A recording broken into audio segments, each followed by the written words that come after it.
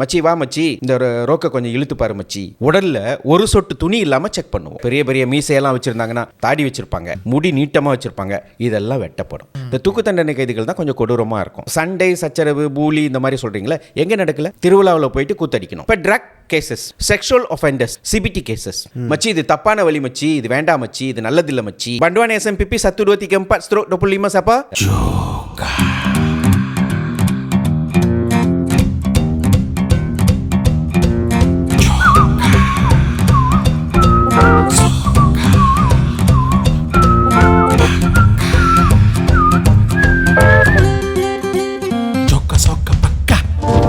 அனைவருக்கும் வணக்கம் and welcome to ஜோக்கா சோக்கா பாக்கா. தொடர்ந்து நீங்கள் கொடுத்துட்டு இருக்கிற ஆதரவிற்கு ரொம்ப ரொம்ப நன்றி. மீண்டும் ஒரு அற்புதமான எபிசோடில் சந்திக்கிறோம். எப்படி இருக்கீங்க சார்? வெரி குட், ரொம்ப நலமாக இருக்கேன். ஏன்னா இன்றைக்கி பேசப்போட டாபிக் அந்த மாதிரியான ஒரு விஷயம், ஒரு உற்சாகமான ஒரு விஷயம் சொல்லலாமா? அதற்கு முன்பாக இந்நிகழ்ச்சியின் ஆதரவாளர் ஃபூடி பாப்பா எங்கே நடக்குது, எப்போ நடக்குது, அதை பற்றி தெரிஞ்சுக்கணுன்னா கீழே இருக்கிற ஸ்க்ரீனில் போகிற டீட்டெயில்ஸை பார்த்துங்க. தவறாமல் அந்த நிகழ்ச்சிக்கு போங்க. ஏன் சொல்கிறேன்னா, இது குடும்பங்கள் கொண்டாடும் அப்படின்னு சொல்லலாம். ஏன் தெரியுமா பலா? தனியாக போய் சாப்பிட்றத விட குடும்பமாக நம்ம ஃப்ரெண்ட்ஸோட இல்லை நம்ம தெரிஞ்சவங்களோட போய் உட்காந்து சாப்பிடும்போது, அதுவும் விதவிதமான சாப்பாடு நம்ம கண் முன்னாடியே இருக்குது இல்லையா, அதை பார்த்து ருசித்து உரையாடி கொண்டே சாப்பிடும்போது அதோட ஃபீலிங்கே வேறையா. அப்படி நீங்கள் வாரம் வாரம் ஒவ்வொரு லொக்கேஷனுக்கு உங்களோட சன்னை கூட்டிகிட்டு போகிறீங்களா? இல்லை, எது அருகாமையில் இருக்குதோ அதுதான், அப்போ தான் போக முடியும். நீங்களும் பிஸியாக இருக்கீங்க. எஸ் ஆமாம், அவங்க நிறைய லொக்கேஷனுக்கு வராங்க. கண்டிப்பாக உங்கள் ஏரியாவுக்கும் வருவாங்கன்னு நினைக்கிறேன் அடுத்தது. சரி, நமது நிகழ்ச்சியின் மற்றும் ஒரு ஸ்பான்சர் காதல் என்பது சாபமா திரைப்படம். இந்த படத்தினை வழங்குவது HK நெட்வொர்க் மற்றும் BGW ஸ்டுடியோஸ். வெகு விரைவில் 2026 சினிமாவுக்கு இந்த படம் வருது. வந்துடும் தானே? வந்துடும் சார், கண்டிப்பாக வந்துடும். இதில் நான் ஒவ்வொரு வாரமும் இந்த படத்தில் நடித்த ஒவ்வொரு காஸ்ட்டை பற்றி ஹைலைட் பண்ணி சொல்லலான்னு இருக்கேன். இந்த வாரம் நம்மளுடைய சீனியர் ஆக்டர் சத்யா அண்ணன் அந்த படத்தில் நடிச்சிருப்பாரு. அவர் தொடர்ந்து நான் இது வரைக்கும் டைரக்ட் பண்ண ப்ரொடியூஸ் பண்ண மோஸ்ட் ஆஃப் த படங்களில் அவர் நடிச்சிருந்திருப்பாரு. ஸோ இதுலேயும் நடிச்சிருப்பாரு. அல்டிமேட்டான பெர்ஃபார்மன்ஸ் கொடுத்துருப்பாரு. ஸோ சத்யா அண்ணனை நீங்கள் சத்யா அண்ணனா பார்க்கலாம். அவர் உங்களுக்கு எப்படி பார்க்க பிடிக்கும், அது ஃபன்னியாக, ஜோவியலாக, ஹாப்பியாக, ஸோ அந்த ஒரு கேரக்டர் பார்ப்பீங்க. வெகு விரைவில் இந்த படத்தை நீங்கள் சினிமாஸில் பாருங்கள். அது மட்டும் இல்லாமல் இன்றைக்கி நம்மளுடைய இந்த அழகான அவுட்ஃபிட்டை ஸ்பான்சர் பண்ணது பார்கவி புத்திக். தொடர்ந்து வாரம் நீங்கள் பாருங்கள், எவ்வளோ எபிசோட்ஸ் நம்ம ஷோ பண்ணியிருக்கோம். ஒவ்வொரு எபிசோட்லையும் வரும்போது ஒரு புது டிசைன், ஒரு அழகான கலர், இப்படி விதமாக இவ்வளோ சாய்ஸஸ் கொடுக்குறாங்களே. அப்போ கடையில் எவ்வளோ இருக்கும். மறக்காம இவங்களோட ஷாப்பை நீங்கள் விசிட் பண்ணுங்கள். தமன் இக்வின் பார்க் ஏயான் மாலில் இருக்குது. அது மட்டும் இல்லாமல் புக்கிட் ராஜா கிளாங்லி உங்களோட மற்றும் ஒரு அவுட்லெட் இருக்குது. ஸோ நீங்கள் வாக்கின் பண்ணிங்கன்னா ஆண்களுக்கு மட்டும் இல்லைங்க, அதிகமான கலெக்ஷன்ஸ் பார்த்தீங்கன்னா பெண்களுக்கு, குழந்தைகளுக்கு இன்னும் அவ்வளோ வெரைட்டிஸ் இருக்கும். ஸோ ஒரு ஃபேமிலிக்கு எல்லாத்துக்கும் ஏதுவான பல வகையான அவுட்ஃபிட்ஸ் நீங்கள் வாங்கலாம். Very reasonable price. எஸ். சரி, இன்னைக்குள்ள விஷயத்துக்கு வருமே. இன்னைக்கு ஒரு மாதிரி இது ரொம்ப சந்தோஷமான ஒரு டிஸ்கஷன் சொல்ல முடியாது. டார்க்காக இருக்கும், த்ரில்லராக இருக்கும். பல பேருக்கு இதை பற்றின விஷயங்கள் ஒரு மாதிரி ரொம்ப நாள கேள்வியாகவே இருக்கும். இது எப்படி, இங்கே எப்படி இருக்கும் அப்படின்னு சொல்லிட்டு. இந்த இடத்துக்குள்ள போகிறதுக்கு அவ்வளோ ஈஸியாக யாருக்கும் பெர்மிஷன் கிடையாது. பெர்மிஷன்றதை விட அவங்களா கரைச்சி தலையில் எதுவும் ஊற்றிக்கிட்டா தான் இந்த மாதிரி உள்ளுக்கு போவாங்க. முடிஞ்ச அளவுக்கு அங்கே யாரும் நீங்களாம் போகக்கூடாது அப்படின்னு சொல்லிட்டு நான் வேண்டிக்கிறேன். நம்ம தான் வாரம் கேஸை பற்றி பேசுகிறோம்ல, ஆனால் இவர் நம்மளோட கெஸ்ட்டு கடந்த 35 வருடமாக கேஸை தான் ஹேண்டில் பண்ணியிருக்காரு, கேஸை தான் பார்த்துக்கிட்டு இருந்திருக்காரு. அவரோட வாழ்க்கையே கேஸ் தான். வரவேற்றுமா? படமே ரிலீஸ் பண்ணல, இந்த கேஸ் படத்தை பார்த்தாரு. ரியல் கேஸ் ரியாலிட்டி அதுதான். வரவேற்றுமா? வணக்கம் ஐயா. வணக்கம், வாழ்க வளமுடன். துவான் அண்ணாதுரை காளிமுத்து கேள்விப்பட்டிருக்கீங்களா? கேள்விப்பட்டிருக்கேன் சார். நீங்கள் நம்ம ஷோக்கு சார் வராரு சொன்னதுக்கப்புறம் அவரை பற்றி போய் நிறைய ஸ்டடி பண்ணேன். Very good. நேற்றுலாம் கூட விடிக்காலில் 3:30 மணி வரைக்கும் கொஞ்சம். ஆமாம், 2 பேரும் ஆன் த ராக். ஆக்சுவலி உள்ளே போய் ரிசர்ச் பண்ணும்போது தான் சாரை பற்றி நிறைய விஷயங்கள் தெரிஞ்சுக்கிட்டேன். So thank you sir for being here today with us. எங்களோட அழைப்புதலை ஏற்று எங்களுக்காக நேரம் ஒதுக்கியதற்காக ரொம்ப ரொம்ப நன்றி. நிறைய விஷயம் எங்கள் கூட ஷேர் பண்ணியிருந்தீங்க. கண்டிப்பாக. ஸோ அதை பற்றி நம்ம டீட்டெயிலாக போகலாம். எல்லாருக்கும் ஒரு எதை பற்றி பேசுகிறாங்கன்னு இருக்கும். உங்களோட அறிமுகம் நேயர்களுக்காக. ஓகே, என்னுடைய பெயர் வந்து அண்ணாதுரை காளிமுத்து. நான் கடந்த 35 வருடமாக சிறைச்சாலையில் பணிபுரிந்து இப்போ தான் அண்மையில் 2 ஆண்டுகளுக்கு முன்பு பணி நிறைவு செய்திருக்கேன். ஒரு இன்ஸ்பெக்டராக சிறைச்சாலையில் 1988 தொடங்கி 2023 பணி நிறைவு செய்திருக்கேன். பணி நிறைவு செய்யும் பொழுது நான் வந்து டெபுட்டி கமிஷனர் ஆஃப் பிரிசன்ஸாக சிறை துணை ஆணையர்னு சொல்லுவாங்க, அந்த பதவியில் இருந்து மனநிறைவோட பணி நிறைவு செஞ்சுருக்கேன். வாவ், மன நிறைவோட. ஐயா, அந்த ரேங்கிங் எப்படியா பார்ப்பாங்க? ஏன்னா எப்பொழுதுமே எங்களுக்கு தெரிஞ்சது இன்ஸ்பெக்டர், இன்னும் என்ன ஐஓ, இன்வெஸ்டிகேஷன் ஆஃபீஸர், ஆமாம், அப்புறம் டிஜி, அப்படி தான் தெரியும். சரி, சிறைச்சாலைன்றது வந்து அது ஒரு க்ளோஸ் டிபார்ட்மெண்ட். ஓகே, காவல்துறை மாதிரி தான் அதுவும். சாதாரண வார்டர் இருப்பாங்க, கார்பரல் இருப்பாங்க, சார்ஜன்ட் இருப்பாங்க, சார்ஜன்ட் மேஜர் இருப்பாங்க, சப் இன்ஸ்பெக்டர் இருப்பாங்க.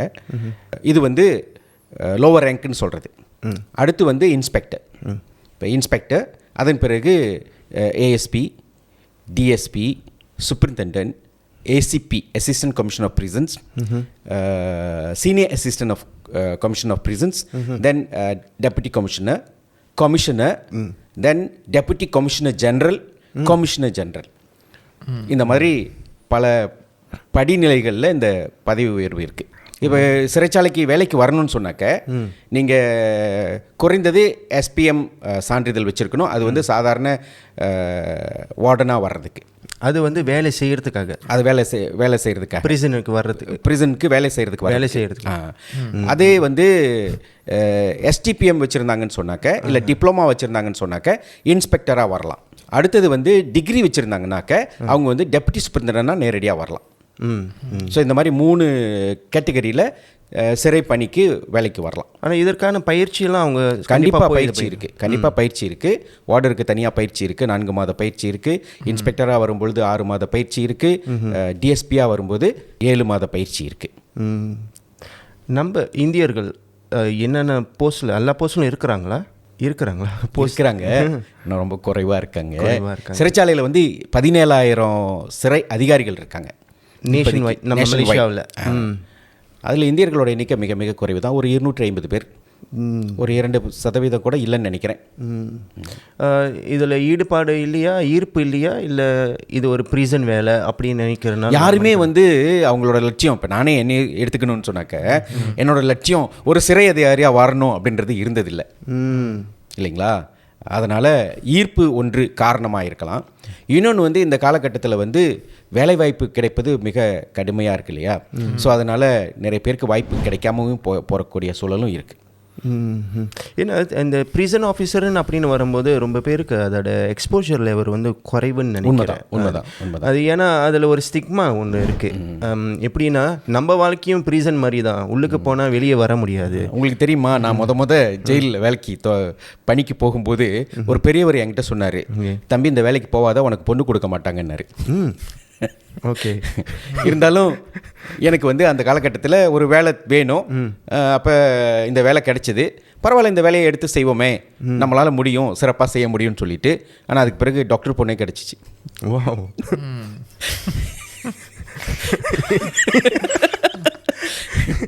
எப்படியா அது? இல்லை, காதல் தான். ஆக்சுவலி நான் ஸ்டிக்மான்னு சொன்னல, அந்த ஸ்டிக்மா என்னதுன்னா, ஆரம்ப காலகட்டத்தில் இதெல்லாம் வந்து நம்ம தாத்தா பாட்டிக்கிட்ட இந்த கேட்டு தெரிஞ்ச விஷயங்களாக இருக்கலாம் பாருங்களேன். அப்போ வந்து என்ன சொல்லுவாங்கன்னா, அது வந்து ஒரு பேட் அவுரா. நீங்கள் உள்ளுக்கு போய் பணிபுரியறதே ஒரு உங்களுக்கான ஒரு பேட் அவுரா. உள்ளுக்கு போனால் உங்களுக்கு வந்து எக்ஸஸ் இல்லை வெளி உலகத்துக்கு வந்து கான்டாக்ட் பண்ணுறதுக்கு. அது ஆஃபீஸராக இருந்தாலும் சரி, கைதியாக இருந்தாலும் சரி, அந்த மாதிரியான எக்ஸஸ் ரொம்ப குறைவு ஆரம்ப காலகட்டத்தில். ஸோ அந்த மாதிரி இருக்கிற பட்சத்தில் அவங்க வந்து தொடர்பு கொள்ள வேண்டிய நபரும், பார்க்க வேண்டிய நபர்களும், அவங்க ஃப்ரெண்ட்ஷிப் வச்சுக்கூடிய நபர்களும் அவங்களோட வாழ்க்கை வட்டாரத்தில் இருக்க மாட்டாங்க. டெய்லி லைஃப்பில் அந்த ஒரு குறிப்பிட்ட டைமில் தான் அவங்களால வந்து அந்த டைமை ஒதுக்க முடியும். அதனால் அவங்க பார்க்குறது, பேசுகிறது, அனுபவிக்கிறது, அது ஆஃபீஸராக இருந்தாலும் உள்ளுக்கு அது வந்து நடக்கும்போது அவங்களும் ஒரு அவங்களோட மனநிலைமை வேறு மாதிரி இருக்கும் இல்லையா? ஸோ அதனால தான் அந்த ஸ்டிக்மா, தெரியுங்களா? ஏன்னா அதில் நீங்கள் அந்த தொடர்பு கொள்றதுன்னு பற்றி சொன்னீங்க இல்லைங்களா? சிறைச்சாலையில் வந்து அந்த சிறையினுடைய டைரக்டர், டெபுட்டி டைரக்டர், இவங்க 2 பேர் தான் கைத்தொலைபேசி வச்சுருக்க முடியும் பணி நேரத்தில். அப்போ எவ்வளோ பெரிய மற்ற அதிகாரிகள் ஏஎஸ்பியாக இருக்கலாம், டிஎஸ்பியாக இருக்கலாம், பணி நேரத்தில் அந்த 7 மணி நேரம் உள்ளுக்கு நீங்கள் தொலைபேசி எடுத்துகிட்டு போக முடியாது. அப்போ நீங்கள் சொன்ன மாதிரி அவங்களுக்கு வந்து வெளி உலக தொடர்புன்றது அந்த 7 மணி நேரம் துண்டிக்கப்பட்டிருக்கும். எதுவும் ஆபத்து அவசரம்னா கூட ஆஃபீஸ்க்கு அழைச்சா தான் சொல்ல முடியும். இப்போ நீங்கள் சொன்ன மாதிரி 7 மணி நேரம், அது குறிப்பாக சாதாரண நிலையில் இருந்த வார்டன் இருக்காங்க இல்லைங்களா, அவங்களும் ஒரு கைதி மாதிரி தான் 7 மணி நேரம் அவங்க கூட இருக்கணும். அது இன்னும் குறிப்பிட்டு சொல்லணுன்னா நிறைய சிறைச்சாலைகள் அந்த பிளாக்லாம் வந்து நாற்காலியெல்லாம் இருக்காது உட்கார்றதுக்கெல்லாம், ஆஃபீஸருக்கு மட்டும்தான் இருக்கும். இப்போ இவங்க வந்து ரவுண்ட்ஸ்லேயே இருக்கணும், நின்றுக்கிட்டே இருக்கணும். சார் இப்போ சிறைச்சாலை ப்ரிசன் சொல்லும்போது அது உள்ளே என்ன நடக்குது, என்ன மாதிரி லைஃப் ஸ்டைல் இருக்குது அப்படின்றது யாருக்கும் தெரியாது. நம்ம படங்களில் பார்க்குறதா இருக்கட்டும் அதெல்லாம் ஓரளவு தான் காட்டுறாங்க. But actually what's happening sir, இவங்கெல்லாம் காலையில் எத்தனை மணிக்கு எந்திரிப்பாங்க இந்த கைதிங்களாம், இவங்களுக்கு ஒரு நாளைக்கு என்ன ருட்டீன் இருக்கும், எத்தனை மணிக்கு தூங்குவாங்க, வாட் தே டூ ஆக்டிவிட்டீஸ், அவங்களுக்கு லீவு அந்த மாதிரி லீவு ஆல்ரெடி பெரிய லீவில் தான் இருக்காங்க. பட் இருந்தாலும் வந்துட்டு ஐ சி பீப்புள் அங்கே உள்ளுக்குள்ளேயே அவங்களுக்கு வேலைலாம் கூட இருக்கும், கார்டனிங் ஒர்க்ஸ் அந்த மாதிரிலாம். ஸோ அந்த லைஃப் ஸ்டைலை பற்றி சொல்கிறீங்களா, ஒரு நாள் அவங்களுக்கு ஆரம்பித்து எப்படி முடியும் அப்படின்னு சொல்லிட்டு ஒரு ப்ரீசனுக்குள்ளே. ஒருத்தர் வந்து சிறைக்கு வந்துட்டாருன்னு சொன்னாக்க ஸோ நிறைய சட்ட விதிமுறைகள் இருக்குது. அவங்க அந்த ரூல்ஸ் அண்ட் ரெகுலேஷன்ஸ் எல்லாம் ஃபாலோ பண்ண வேண்டியிருக்கும். குறிப்பாக சொல்லணும்னு சொன்னால் சிறைச்சாலை பல பல பிரிவுகள் இருக்குது. இப்போ நீங்கள் பார்த்தீங்கன்னா மலேசியாவில் 41 சிறைச்சாலை இருக்குது சிறைத்துறை பராமரிப்பில். அதில் வந்து தண்டனை கைதிகளோட சிறை, விசாரணை கைதிகளோட சிறை, அடுத்து வந்து யங் ஒஃபெண்டர்ஸ்க்கு உள்ள சிறை, அடுத்தது வந்து ஹென்ரிகனி சீர்திருத்த பள்ளி, அதுவும் வந்து சிறைச்சாலைக்கு கீழே தான் இருக்குது. பூசாட் பொமுலிஹான் அஹ்லா போதைப்பொருள் மறுவாழ்வு மையம், அதுவும் சிறைச்சாலைக்கு கீழே தான் இருக்குது. தீவிரவாதிகளை அடைச்சி வைக்கிற இடம், அதுவும் சிறைச்சாலைக்கு கீழே தான் இருக்குது. அப்போ டிஃப்ரெண்ட் கேட்டகரி பீப்புள் டிஃப்ரெண்ட் ப்ரிசன்ஸில் பிரித்து வச்சுருவாங்க. இப்போ ஒரு சிறை கைதிகளுடைய வாழ்க்கை எப்படி இருக்கும் அப்படின்னு சொன்னால் காலையில் ஒரு 5 மணிக்கெல்லாம் எழுந்திருக்க வேண்டியிருக்கும். ஏன்னா டிபெண்ட்ஸ் அந்தந்த சிறையில் அவங்களோட தண்டனையை பொறுத்து. ஒரு சிலர் வந்து 3 பேர் 5 பேர் ஒரு செல்லில் வச்சுருப்பாங்க. ஒரு சில சிறைச்சாலைகளில் வந்து ஒரு டாமாக இருக்கும். டாமில் வந்து ஒரு 20-25 பேர் இருப்பாங்க. இப்போ டாமாக இருக்கிறவங்க வந்து காலையில் 5 மணிக்கெல்லாம் எழுந்திரிச்சு 20-25 பேர் அவங்கள காலை கடனெல்லாம் முடிச்சுட்டு குளிச்சுட்டு கரெக்டாக 6:30 மணிக்கெல்லாம் ரெடியாக இருக்கணும். 7 மணிக்கு சிறையை வந்து அந்த செல்லை வந்து திறப்பாங்க. சிறந்து அவங்கள வந்து கணக்கிடுவாங்க. இது வந்து மஸ்தர்ன்னு சொல்கிறது, MUSTER மஸ்தர்னா கணக்கு, இங்கிலீஷ் டயலெக்டில். ஸோ அவங்கள வந்து கணக்கு பண்ணணும். ஸோ அந்த கணக்கு பண்ணி நேற்று ராத்திரி இருந்த கைதிகள் அதே அளவு இருக்காங்களா அப்படின்னு வந்து செக் பண்ணுவாங்க. ஏன்னா திடீர்னு இரவில் யாரும் எதுவும் அசம்பாவிதம் நடந்திருக்கலாம், எதுவும் மரணம் நிகழ்ந்திருக்கலாம். அப்போ அவங்க இருக்காங்களா இல்லையான்னு சொல்லிட்டு எல்லாரையும் வெளியே கொண்டு வருவாங்க.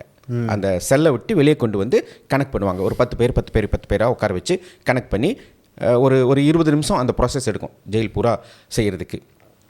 ஸோ அது கணக்கு வந்து சரியாக இருக்குது. சரியாக இருந்த பிறகு அதன் பிறகு அவங்களுக்கு வந்து பிரேக்ஃபாஸ்ட் கொடுப்பாங்க, காலை உணவு பசியார கொடுப்பாங்க.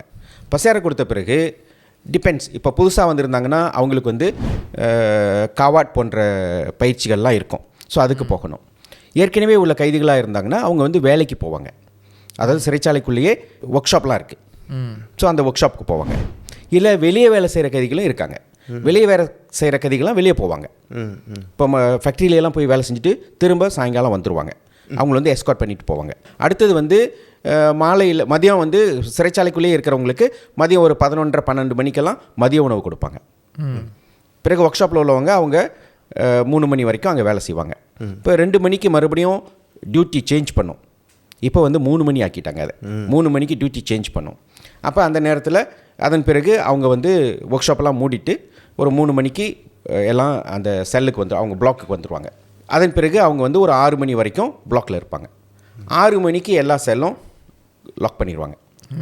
லாக் பண்ணிட்ட பிறகு ஒரு இரவு 9 மணிக்கு ஜெயிலை வந்து சீல் பண்ணுவாங்க. அப்படின்னு சொன்னால் அதன் பிறகு எந்த ஒரு நடவடிக்கையும் இருக்காது. ஏன்னா நைட்டு ஒரு 9:30 10 o'clock இப்போ 10 மணிக்கு மறுபடியும் இரவு காவலாளர்கள் வருவாங்க. இப்போ மீன் டைம் அவங்க அந்த 9 மணிக்கு மேலே அறையிலையெல்லாம் லைட்டெல்லாம் ஆஃப் பண்ணிடுவாங்க. வெறும் காரிடாரில் மட்டும்தான் லைட் இருக்கும். ஸோ மறுநாள் அவங்க அதே ரொட்டீன் தான். ஸோ இந்த ரொட்டீனில் அவங்க வந்து இப்போ புத்தகம் எதுவும் படிக்கிறதுனா படிச்சுக்கலாம் வச்சுக்கலாம். ஒரு நேரத்துக்கு 3 புத்தகம் அந்த மாதிரி வச்சுக்கலாம். உள்ளுக்கு உள்ள இண்டோ கேம்ஸ் அந்த மாதிரியெல்லாம் விளையாண்டுக்கலாம். இது சாதாரணமாக உள்ள கைதிகளுக்கு. இன்னொரு தரப்பட்ட கைதி பார்த்தீங்கன்னு சொன்னால் தூக்கு தண்டனை கைதிகள். இந்த தூக்கு தண்டனை கைதிகள் தான் கொஞ்சம் கொடூரமாக இருக்கும். என்னன்னு சொன்னாக்க ஒரு நாளைக்கு 23 மணி நேரம் அந்த செல்லுக்குள்ளேயே இருக்கணும்.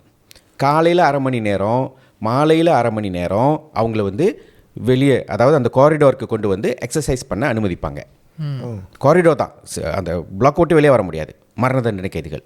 ஏன்னு சொன்னால் அவங்க வந்து தூக்கு தண்டனை கொடுக்கப்பட்டிருக்கு. அவங்க தூக்கு தண்டனையால் மட்டும்தான் மரணம் விளையணும். மற்றபடி மற்ற கைதிகளோட அடிச்சுக்கிட்டோ வேறு ஏதாவது செஞ்சதுனால அவங்களுக்கு அந்த மாதிரி ஏற்படக்கூடாது அப்படின்றதுக்காக அவங்களுக்கு தனி பாதுகாப்பு. அப்போ 23 மணி நேரம் செல்லுக்குள்ளேயே இருக்கணும் அவங்க. அதான் அந்த செல் சைஸ் எவ்வளோ பெருசாக இருக்கும்? செல் சைஸ் வந்து 3 மீட்டருக்கு 5 மீட்டர் அந்த மாதிரி இருக்கும். Okay, depends. ஒவ்வொரு சிறையிலையும் கொஞ்சம் கொஞ்சம் வித்தியாசம் இருக்கும். ஸோ அவங்க வந்து மற்ற கைதி கூட தொடர்பில் இருக்க முடியாது. அந்த தூக்கு தண்டனை கண்டிப்பாக தொடர்பில் இருக்க முடியாது. எந்த ஒரு நிகழ்வாக இருந்தாலும் ஈவன் சமய வகுப்பு நடக்குதுன்னு வச்சுங்களேன், அதில் கூட மற்ற கைதிகள் கூட அவங்க சேர்ந்து கலந்து கொள்ள முடியாது. அவங்களுக்காக தனியாக வகுப்பு நடக்கும் அவங்க பிளாக்ல. அந்த மாதிரி அவங்க வந்து எந்த காலகட்டத்திலையும் மற்ற கைதிகள் கூட சேர முடியாது. அடுத்து வேலை வாய்ப்பை பற்றி கேட்டீங்க. உள்ளுக்க கைதிகளுக்கு வந்து நிறைய வேலைகள் இருக்குது.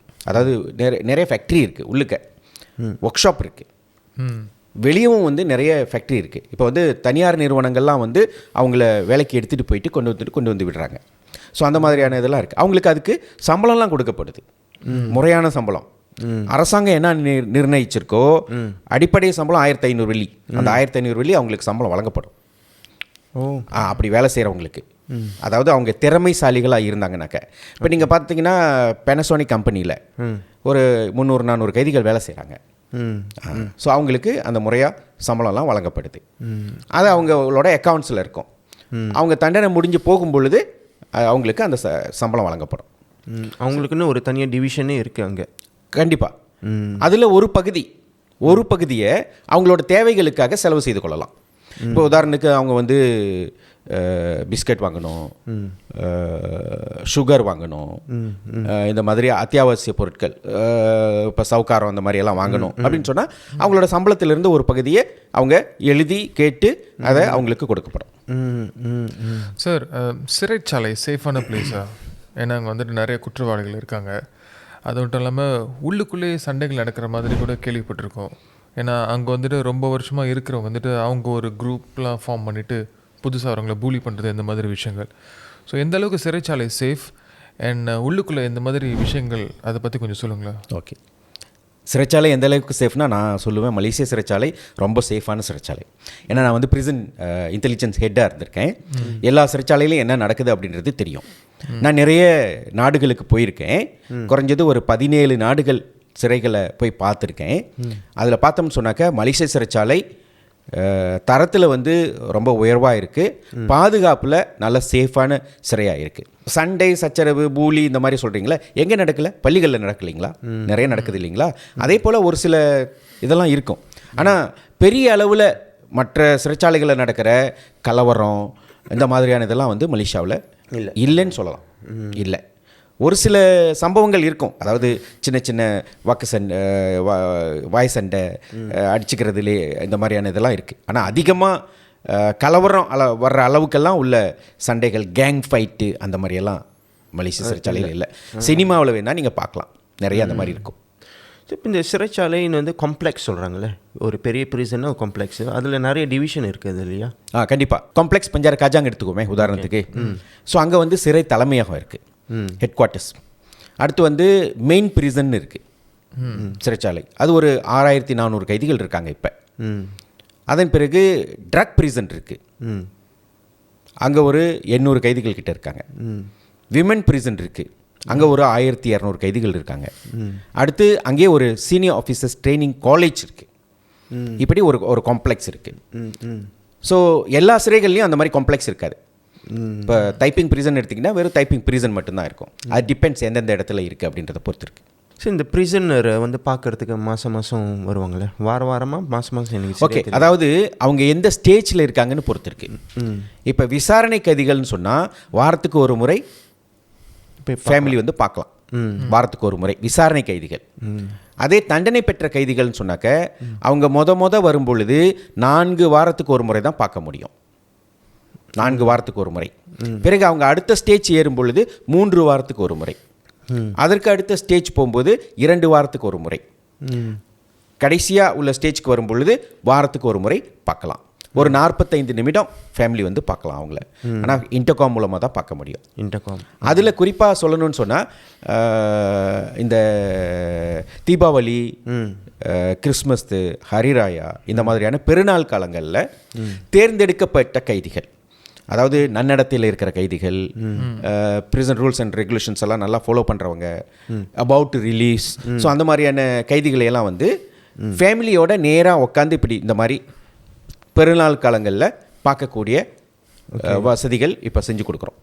ஓகே, அதாவது அதுக்குன்னு தனி ரூம் இருக்குது. ஆமாம் சார். இப்போ சில கேஸ்க்கு வந்துட்டு சில கைதிகள் வந்துட்டு உள்ளுக்குள்ளேயே அடைஞ்சிருப்பாங்களே, இந்த கிளஸ்ட்ரோஃபோபியான்னு கேள்விப்பட்டிருக்கீங்களா? ஒரு சில பேர்னால வந்துட்டு ஒரு ரூமுக்குள்ளேயே ஒரே இடத்துக்குள்ளே அடைஞ்சிருக்க முடியாது. அவங்களுக்கு வந்துட்டு ஒரு மாதிரி இஃபெக்ட் பண்ணும். அந்த மாதிரி ஏதாச்சும் கைதிகள் ஃபேஸ் பண்ணியிருக்காங்களா? அவங்களுக்கு என்ன பண்ணுவாங்க யூஸ்வலாக? அதை நான் சொன்னேன் இல்லைங்களா, இப்போ மரண தண்டனை கைதிகள் இருக்காங்க 23 மணி நேரம். நீங்கள் யோசிச்சு பாருங்கள், நம்ம கோவிட் காலத்தில் எப்படி இருந்தோம்? எங்கேயும் போக முடியாது, வீட்டுக்குள்ளேயே இருக்கணும் இல்லைங்களா? அதுவும் நமக்கு கோவிட் பாசிட்டிவ்னு சொன்னாக்க வீட்டை விட்டே வெளியே போக முடியாது, டேக் போட்டுருவாங்க. நம்ம எவ்வளோ கஷ்டப்பட்டிருக்கோம் இல்லைங்களா? சுதந்திரமே பறிபோன மாதிரி இருந்துச்சு இல்லைங்களா? அப்போ 23 மணி நேரமும் உள்ளுக்கே காலம் பூரா இருந்தாங்கன்னா, அவங்க தண்டனை காலம் பூரா 23 மணி நேரம் இருந்தாங்கன்னா மனதளவில் எவ்வளோ பாதிக்கப்பட்டிருப்பாங்க. ஸோ அந்த மாதிரி நிறைய கைதிகள் இருக்காங்க மனதளவில் பாதிக்கப்பட்டவங்க. இப்போ மனதளவில் பாதிக்கப்படுறாங்க அப்படின்னு சொன்னால் அவங்களுக்கு மனநலம் சார்ந்த ஒவ்வொரு சிறைச்சாலையிலையும் பகவாய் சைக்காலஜின்னு இருக்காங்க. ஸோ அவங்கக்கிட்ட ரிஃபர் பண்ணுவாங்க. அதை எடுத்து அவங்களுக்கு வந்து இன்னும் மனநலம் அதிகமாக பாதிக்கப்பட்டிருக்கு அப்படின்னு சொன்னாக்க வெளியே உள்ள கவர்மெண்ட் ஹாஸ்பிட்டலில் சைக்காட்ரிஸ்ட் கிட்ட கூட்டிகிட்டு போய் ட்ரீட்மெண்ட்டுக்கு கூட்டிகிட்டு போவாங்க. ஸோ உள்ளுக்குள்ள வந்து இந்த மாதிரி மனநலம் பாதிக்கப்பட்டவங்க என்ன பண்ணுவாங்க யூஸ்வலாக? To they shout? கண்டிப்பாக அவங்க பாட்டு பேசிக்கிட்டே இருப்பாங்க, கத்துவாங்க இல்லைங்களா? இந்த திடீர்னு ஏதாவது பண்ணுவாங்க. ஸோ அதனால் அவங்கள வந்து நம்ம தனிமைப்படுத்தி அவங்கள ஒவ்வொரு 10 நிமிடத்துக்கு ஒருக்கா கண்டிப்பாக அவங்கள பார்க்கணும். அதுக்குன்னு இது ஷெட்யூல் போட்டிருப்பாங்க. அவங்கள தனிமைப்படுத்தியிருப்பாங்க. அதுவும் அவங்களோட அந்த அறையில் பார்த்தீங்கன்னு சொன்னாக்க அவங்க இப்போ சுவரில் வந்து என்ன சொல்லுவாங்க, அந்த சிமெண்ட் சுவராக இருக்காது, அதில் வந்து ஒரு பஞ்சு மாதிரி இது பண்ணியிருப்பாங்க. இப்போ தலையை போய் மோதி இது பண்ணிக்கிட்டாங்கனாக்க மற்ற சாதாரண நீங்கள் சிமெண்ட் திரையில் இது பண்ணிங்கன்னா அடிபட்டுரும் இல்லைங்களா? ஸோ இது அடிபடாது. ஸோ அந்த மாதிரி அவங்கள காயப்படுத்திக்க கூடாத சூழலெல்லாம் அது உள்ளுக்க இருக்கும். அதோட அதுக்கு அந்த அந்த அந்த அறையிலையும் வந்து பிங்க் கலரில் தான் வர்ணம் பூசியிருப்பாங்க, பெயிண்ட். இப்போ பிங்க் வந்து அவங்களுக்கு ஒரு அந்த கூலிங்கை கொடுக்கும். ஸோ இந்த மாதிரியானதெல்லாம் செஞ்சுருக்கோம். வா,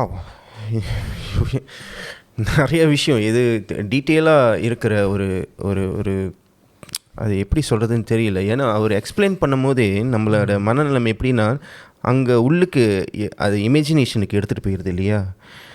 ஸோ ஆக்சுவலி வந்துட்டு உள்ளுக்கு இருந்தவங்க அங்கே உள்ள கைதிகள் என்ன சொல்லியிருந்திருப்பாங்க, அவங்களோட மனநிலை, அவங்களுடைய ஸ்டாரி, அது போன்ற விஷயங்களை நம்ம கொஞ்சம் கேட்டு தெரிஞ்சுக்கலாம். அதற்கு முன்னாடி ஒரு சிறிய பிரேக்.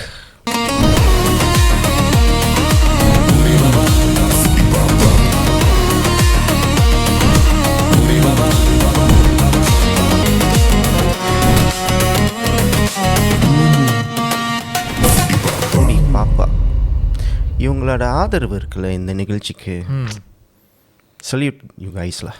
5 வருஷம் சைன் பண்ணிட்டாங்கன்னு கேள்விப்பட்டேன். எஸ், 5 வருஷம். ஸோ 5 வருஷம் நம்மளும் அவங்க கூட சைன் பண்ணியிருக்கோம், அதை மறந்துடாதீங்க. ஃபுடி பாப்பா எங்கே நடக்குது எப்போ நடக்குதுன்னு ஸ்க்ரீனில் பார்த்துருப்பீங்க. தவறாமல் குடும்பத்தோடு போங்க, என்ஜாய் பண்ணுங்கள். சார், நம்ம நாட்டில் வந்துட்டு நிறைய பெரிய பெரிய கிரிமினல்ஸ்லாம் நம்ம பார்த்துருக்கோம், நியூஸில் கேள்விப்பட்டிருக்கோம். அந்த மாதிரி பல பேருக்கும் பரிச்சயமான சில பிரபலமான தெரிஞ்ச கிரிமினல்ஸை நீங்கள் நேரில் பார்த்துருக்கீங்களா? உங்கள் ப்ரீசன் உங்களுக்கு கீழே வந்திருக்காங்களா? அதை பற்றி கொஞ்சம் சொல்லுங்களேன். ஓகே, சிறைச்சாலையில் வந்து நிறைய கிரிமினல்ஸ் வந்திருக்காங்க. அதில் மோஸ்ட் வாண்டட் அந்த மாதிரி இருக்காங்க. கிரிமினல்ஸ் மட்டும் இல்லாமல் மற்ற குற்றச்செயலில் ஈடுபட்டவங்க, இப்போ ஒயிட் காலர் கிரைம் இல்லைங்களா? ஸோ அவங்க கிரிமினல்ஸ் தான், இருந்தாலும் அவங்க வந்து வன்முறை சார்ந்த இது இல்லை இல்லைங்களா? இந்த மாதிரி நிறைய பேர் நான் பார்த்துருக்கேன். இல்லைங்களா? ஆனால் யாராக இருந்தாலும் சரி ஜெயிலுக்கு வந்துட்டாங்கன்னு வச்சுங்களேன், அவங்க வந்து மன ரீதியாக கண்டிப்பாக அவங்க வந்து டவுன் ஆயிடுவாங்க. எப்படின்னு சொன்னால், இப்போ நீங்கள் உள்ளுக்க வரீங்கன்னு வச்சுங்களேன், நான் வேற எக்ஸாம்பிள் கொடுங்க. உதாரணம் இவரை சொல்லுங்க. கொஞ்ச நேரத்தில் ஷாக் உதாரணத்துக்கு தான். உதாரணம் வேணாம் சார். சரி, ஒருத்தர் வராரு. வந்தோடனே வேலை என்னது, அவரை வந்து செக் பண்ணுவோம் இல்லைங்களா? உடல்ல ஒரு சொட்டு துணி இல்லாமல் செக் பண்ணுவோம். எதுக்கு? உடல்ல என்னென்ன அடையாளங்கள் இருக்கு, தழும்பு எங்கெங்க இருக்கு, மச்சம் எங்க இருக்கு இல்லைங்களா? அடுத்து அவங்க ஏதாவது எடுத்து வரக்கூடாத பொருள் எடுத்து வந்திருக்காங்களா அப்படின்னு சொல்லிட்டு அவங்கள உடல் முழுவதும் பரிசோதனை பண்றது. சரிங்களா?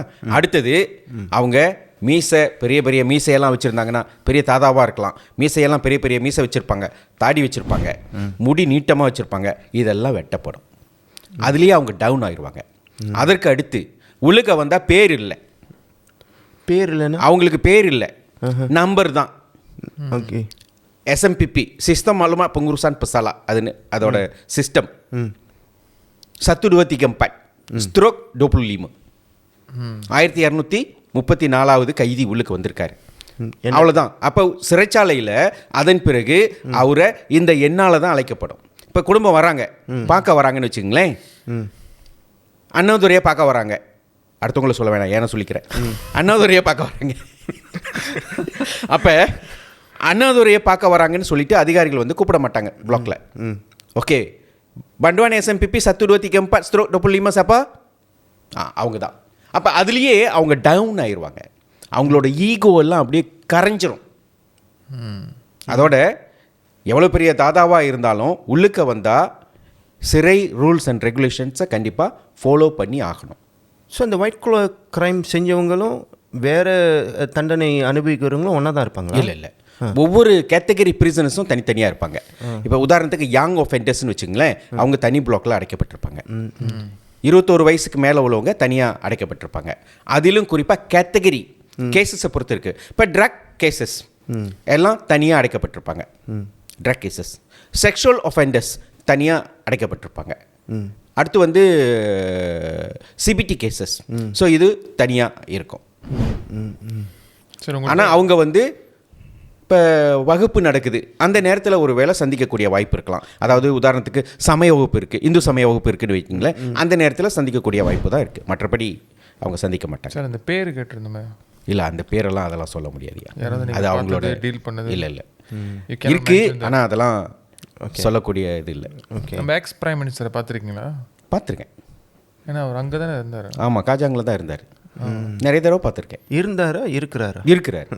ஆமாம், இருந்தார். இருக்கிறாரு, இன்னும் இருக்கிறாரு. மக்கள் தான் ஒரு வேற கோணத்தில் பார்க்குறாங்க, ஆனால் அவர் அங்கே தான் இருக்காரு. நான் பார்த்துருக்கேன், நிறைய தடவை பார்த்துருக்கேன். துறை சார்ந்து பார்த்துருக்கேன், அடிக்கடி பார்த்துருக்கேன். சார், இன்னொரு இது கேள்விப்பட்ட உண்மையான தெரியல. இந்த மாதிரி ஒயிட் காலர் உள்ளவங்களுக்கு, எஸ்பெஷலி கொஞ்சம் குட் பொசிஷன் உள்ளவங்களுக்கு வந்துட்டு அங்கே நல்ல ஒரு கம்ஃபர்டபுளான ஒரு பிளேஸ் இருக்கும். அப்படியெல்லாம் எதுவுமே இல்லைங்க. மற்ற நாட்டு சிறைகளில் வந்து கேட்டகரி ABC அப்படி இருக்குது. மற்ற நாட்டில் உள்ள சிறைகளில், மலேசியாவில் அந்த மாதிரி இல்லை. எல்லா கைதிகளுக்கும் ஒரே தரமான அதே நிலை தான். என்ன, அவங்க வந்து உடல் ரீதியாக பிரச்சனை இருந்துச்சுன்னு சொன்னாக்க, இல்லை அவங்க பாதுகாப்பு தேவை அவங்களுக்கு. இப்போ நீங்கள் சொன்னீங்க எக்ஸ் பிரைம் மினிஸ்டர்னு சொல்லிட்டு, இல்லைங்களா? அவங்க சாதாரண கைதி கூட வைக்க முடியுமா? அவங்க ஏற்கனவே பிரைம் மினிஸ்டராக இருந்தாங்க இல்லைங்களா? ஸோ அவங்களோட பாதுகாப்பு, அவங்களுக்கு அச்சுறுத்தல் ஏற்படலாம், அப்போ தனிமைப்படுத்தி வச்சுருப்பாங்க. ஸோ அந்த மாதிரி ஒரு சில கைதிகள் வந்து உடல்நல கோளாறு இருக்கும், ஏதாவது சிக்னஸ் இருக்கும். ஸோ அவங்கள வந்து சிறையில் உள்ள மருத்துவமனை இருக்குது, அந்த வார்டில் அனுமதிச்சிருவாங்க, அங்கே வச்சுருப்பாங்க. அதே உள்ளுக்கே, சிறை உள்ளுக்கே. ஸோ சீரியஸான கேஸ் தான் அப்போ தான் வந்து வெளியே கொண்டுட்டு போவாங்க. சீரியஸ்னா உடல்நிலை பாதிக்கப்பட்டவங்க, அது எந்த கைதியாக இருந்தாலும் சரி. எல்லா சிறைச்சாலைகள்லையும் மருத்துவர்கள் இருக்காங்க. பெரிய சிறைச்சாலைகளில் 3 அல்லது 4 மருத்துவர்கள் இருக்காங்க. இது சுகாதார அமைச்சிலிருந்து வந்து வேலை செய்கிறவங்க, அவங்களுக்கு மருத்துவ உதவியாளர்கள்லாம் இருக்காங்க. இரவில் வந்து ஏதாவது ஒரு திடீர் அசம்பாவம், நெஞ்சு வலி வந்துருச்சு, உடனுக்குடன் அவங்கள வந்து ஹாஸ்பிட்டல் கூட்டிகிட்டு போகணும். அதுக்கான ஏற்பாடுகள்லாம் சிறையில் பக்காவாக இருக்கும். அவங்களோட குடும்பத்தாருக்கு தெரிவிப்பாங்களா? கண்டிப்பாக தெரிவிப்பாங்க. கண்டிப்பாக. அதாவது மருத்துவமனையில் அனுமதித்த பிறகு குடும்பத்தாருக்கு தெரிவிப்பாங்க. மறுநாள் அவங்க வந்து பார்க்கலாம். இன்ஃபேக்ட் ஒரு சில கைதிகள் வந்து அவங்களால சொந்தமாக எல்லாம் செஞ்சுக்க முடியாத சூழல் இருக்கலாம் இல்லைங்களா? இப்போ ஆரம்பத்தில் அவங்களுக்கு யார் செய்வா? சிறை அதிகாரிகள் தான் செஞ்சு கொடுப்பாங்க. அப்போ பிறகு அவங்க வந்து குடும்பத்தினர் வந்து அவங்க கூட ஹாஸ்பிட்டலில் அரசாங்க மருத்துவமனையில் அவங்க கூட தங்கி அவங்களுக்கு எதுவும் உதவி செய்யணும்னு சொன்னாக்க சிறை அந்த இயக்குனர்கிட்ட அனுமதி கேட்டு அவங்க கூட தங்கி உதவியெல்லாம் செய்யலாம். நம்ம இனம் சார்ந்தவர்கள் சிறைச்சாலையில் எத்தனை பேர் இருப்பாங்க? அதாவது 2022 நான் எடுத்த ஸ்டாட்டிஸ்டிக்கு சிறைச்சாலையில் ஒரு 84,000 கைதிகள் அந்த சமயத்தில் இருந்தாங்க. இப்போ 89,000 பேர் இருக்காங்க. ஓகே. அதில் ஏறத்தாழ 10.5% இந்தியர்கள். மலேசியாவோட பாப்புலேஷன் அந்த காலகட்டத்தில் 2022 2.03 அது 2.03 மில்லியன். அது வந்து equivalent to 6.7% of the total population. Okay. 6.7%. ஆனால் மொத்த கைதிகளோட எண்ணிக்கை 10.5%. அப்போ கம்பேரட்டிவ்லி பார்த்தோம்னாக்க மக்கள் தொகையோட சற்று அதிகமாக இருக்கும். அதிலும் குறிப்பாக பார்த்தீங்கன்னா வன்முறை குற்றச்செயல்கள், கேங்ஸ்டரிசம். நான் சொல்கிறது வந்து சிறைச்சாலையில் தண்டனை அனுபவிக்கிற கைதிகள். போலீஸோட கிரிமினல் ரெக்கார்ட்ஸ் படி நான் சொல்லலை. நான் எடுத்தது சிறைச்சாலையில் உள்ள தண்டனை அனுபவிக்கிற கைதிகள். அதில் 37% கேங்ஸ்டரிசமில் இந்தியர்கள், 35% கொலை குற்றம் சாட்டப்பட்டவங்க, 21% போதைப்பொருள் கடத்துபவர்கள். இதுதான் அதிகமாக இந்தியர்கள் உள்ள குற்றச்செயல்கள். So we are talking about close to 10,000, 9,000 people?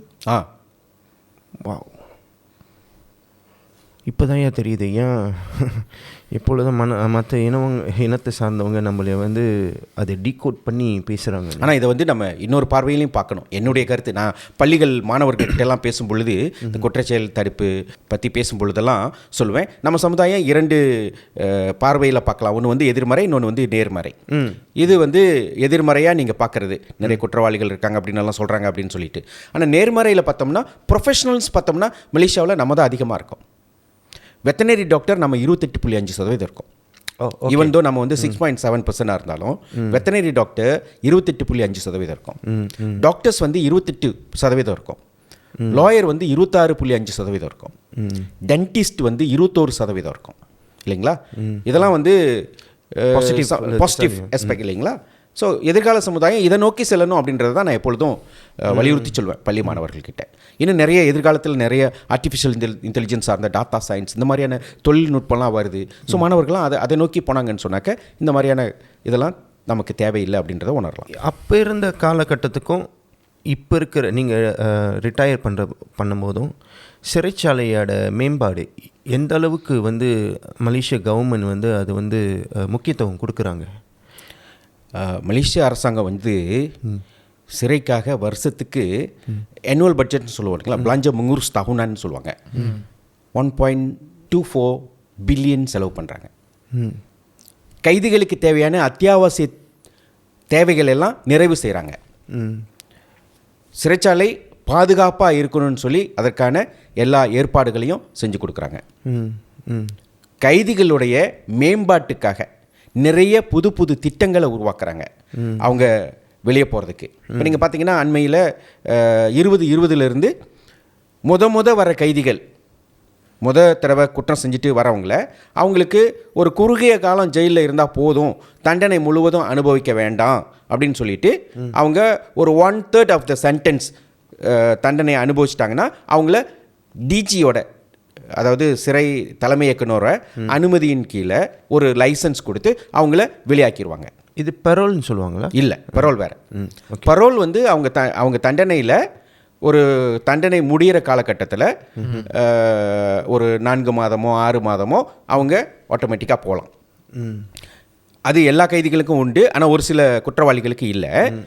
இது வந்து முத தவறு பண்ணிட்டு வரவங்களுக்கு அவங்க தண்டனை முழுவதும் அனுபவிக்க வேண்டாம், சிறையில் ஒரு காலகட்டம் இருந்த பிறகு அவங்கள லைசன்ஸ் மூலமாக வெளியாக்கிடுவாங்க. மாதத்துக்கு 1,000 பேர் வெளியாக்குறாங்க அந்த மாதிரி. ஸோ இது வந்து அவங்களுக்கு வாய்ப்பு குடும்பத்தோட. இப்போ வேதாத்ரி மகரிஷி அப்படின்றவர் சொல்கிறாரு, குற்றவாளி பாவி என்று யாரும் இல்லை உலகினில், குறைகளுக்கு காரணமோ பழைய சமுதாயம், அவனை மட்டும் குறை சொல்ல முடியாது.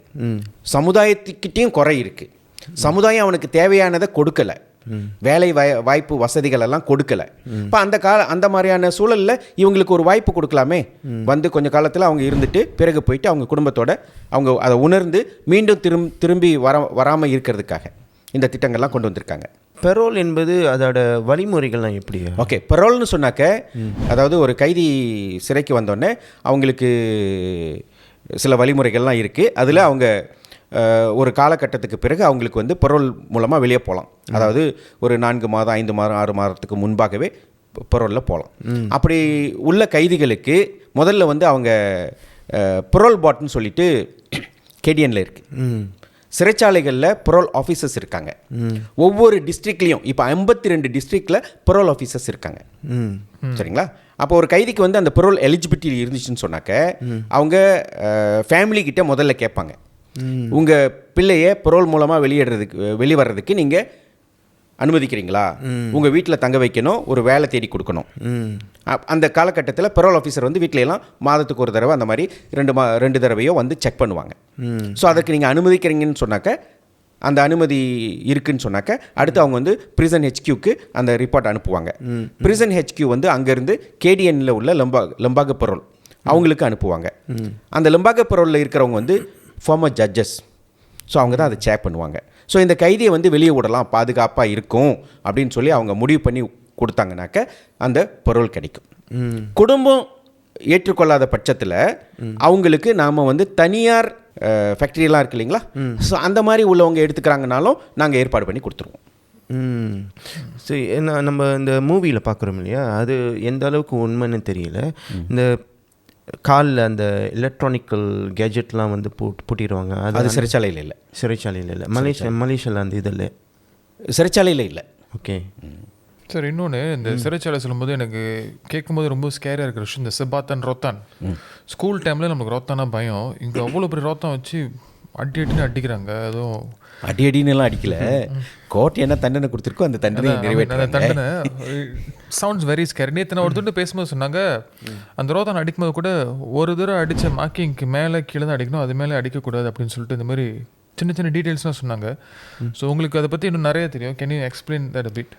ஓகே, நான் ஜெலுபு சிறைச்சாலையில் பங்காராவாக இருக்கும் பொழுது 2 வாரத்துக்கு ஒரு முறை இந்த ரோத்தான் அடிக்கிற வேலை நான் தான் நடத்தணும். அடிக்கிறது இல்லை, அதுக்குன்னு தனி ஒரு குழு இருக்கு. துக்காங்க சொல்லிட்டு பயிற்சி பெற்றவங்க இருப்பாங்க. இப்போ ஒரு 10 பேர் 15 பேர் அந்த மாதிரி இருப்பாங்க. சரிங்களா? அப்போ எத்தனை கைதிகள் இருக்காங்களோ அந்த கைதிகளுக்கு அடிக்கிறது. ஸோ அந்த பிரம்படின்னு சொல்லும் பொழுது ஒரு பிரம்படிக்கு அரசாங்கம் வந்து 10 ரிங்கிட் அலவுன்ஸ் கொடுக்குது அவங்களுக்கு. அடிக்கிறவங்களுக்கு அலவுன்ஸ் கொடுக்குறாங்க. அப்போ ஒரு கைதிக்கு வந்து பண்டுவான் டேவாஸ்ன்னு சொன்னால் ஹைகோர்ட் வந்து 24 அடி கொடுக்கும் மேக்ஸிமம் 24. இப்போ 24 அடினா 24 அடியும் ஒரே நேரத்தில் அடிக்கப்படும். கான்செகட்டிவ் இல்லை, கான்கரன்னா அப்பயே அவருக்கு இன்றைக்கி தண்டனை கொடுக்க போகிறோம், அது பிறம்படி அடிக்க போகிறோன்னா 24 அடியும் அன்றைக்கே அடிக்கப்படும். அதுக்கு முன்பு அவங்கள வந்து மருத்துவர் பரிசோதனை பண்ணிடுவாங்க. ஓகே, இவரால் ஏற்றுக்கொள்ள முடியும் அப்படின்னு சொல்லி. நான் 3 வருடம் பங்காராவாக இருக்கும்போது 2 வாரத்துக்கு ஒருக்க வியாழக்கிழமை இந்த அடிக்கிற வேலை தான். என்னுடைய அனுபவத்தில் யாருமே இந்த தண்டனை ஏற்றுக்கொள்ள முடியாதுன்னு டாக்டர் சொன்னதில்லை. அப்போ அந்த அடிக்கும் பொழுது அது அந்த அடிக்கிறவரை பொறுத்து இருக்குது. அதாவது அந்த பிட்டத்தில் தான் அடிப்பாங்க. அது முடிந்த அளவுக்கு அந்த வரிசை கிரமமாக அடிப்பாங்க இல்லைங்களா. ஆனால் அடித்த இடத்துலையே விழறக்கூடிய வாய்ப்பும் இருக்குது. ஆனால் அடி கண்டிப்பாக அந்த பிட்டத்துக்குள்ளே தான் வரணும். அதை விட்டு வெளியே வந்துச்சுன்னா இவங்க வந்து இனிமேல் துக்காங்க சப்பாட்டாக இருக்க முடியாது இல்லைங்களா. அது ஒரு நல்ல சம்பளம் அவங்களுக்கு. ஒரு நாளைக்கு 3 பேர் அடித்தா 24 ரோத்தான் அடின்னு சொன்னால் 240 × 3 என்னாச்சுங்க. இப்போ மாதத்தில் 2 தடவை அடிக்கிறாங்கன்னு வச்சுக்கோங்க. நான் நீனு போட்டி அந்த துக்காங் சபாட்டா வர்றதுக்கு, ஏன்னா நல்ல அலவுன்ஸ் கிடைக்கும். ஸோ அடுத்து அந்த காயம் வந்து கண்டிப்பாக ரொம்ப மோசமாக இருக்கும்.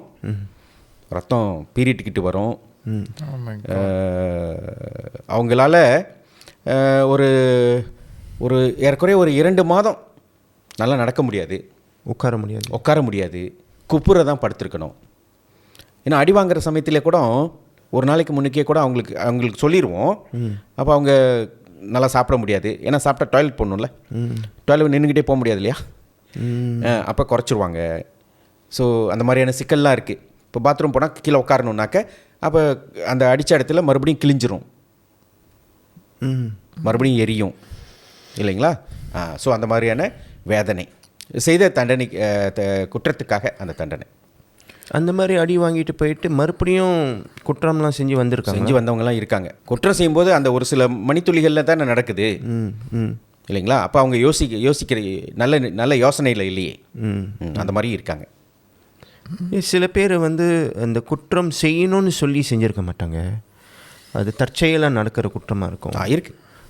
சில பேர் வந்து ரொம்ப சொல்லலாம் அது உண்மையாக அது செஞ்சுட்டு வராங்க. இப்போ ஒரு உதாரணம் நான் சொல்கிறேன். தற்செயலாக நீங்கள் சொன்னீங்களே, ஒரு பையன் வந்து இங்கே அருகாமையில் தான், இடத்த சொல்ல வேண்டாம், எஸ்பிஎம் முடிச்சுட்டு அவர் வந்து ரோட்டோரத்தில் போய்கிட்டு இருக்காரு நண்பர் கூட. ஒரு கார் வந்து பாஸ் பண்ணுது. அப்போ அந்த லொப்பா ஐயர்னு சொல்லுவாங்க இல்லையா, தண்ணி தெரிச்சிருது. தெரிச்சோடனே அவங்க இனத்தை சார்ந்து ஒரு வார்த்தையில் இந்த பையன் கத்துறான் இல்லைங்களா? அவங்க காடியை நிப்பாட்டிட்டு வர்றாங்க. வந்தோடனே தகராறு. ஒரு கட்டையை எடுத்து ஒரே அடி. யார்? இந்த பையன். ஓகே. அந்த காடியில் உள்ளவங்கள 2 பேர் மண்டை பிளந்து அந்த இடத்துலையே ஒருத்தர் ஸ்பாட்டில் அவுட்டு. சரிங்களா? பிறகு போலீஸ் பிடிச்சிட்றாங்க, உள்ளுக்கு கொண்டு வந்து வச்சிட்றாங்க. எஸ்பிஎம் ரிசல்ட் வருது 7A2B.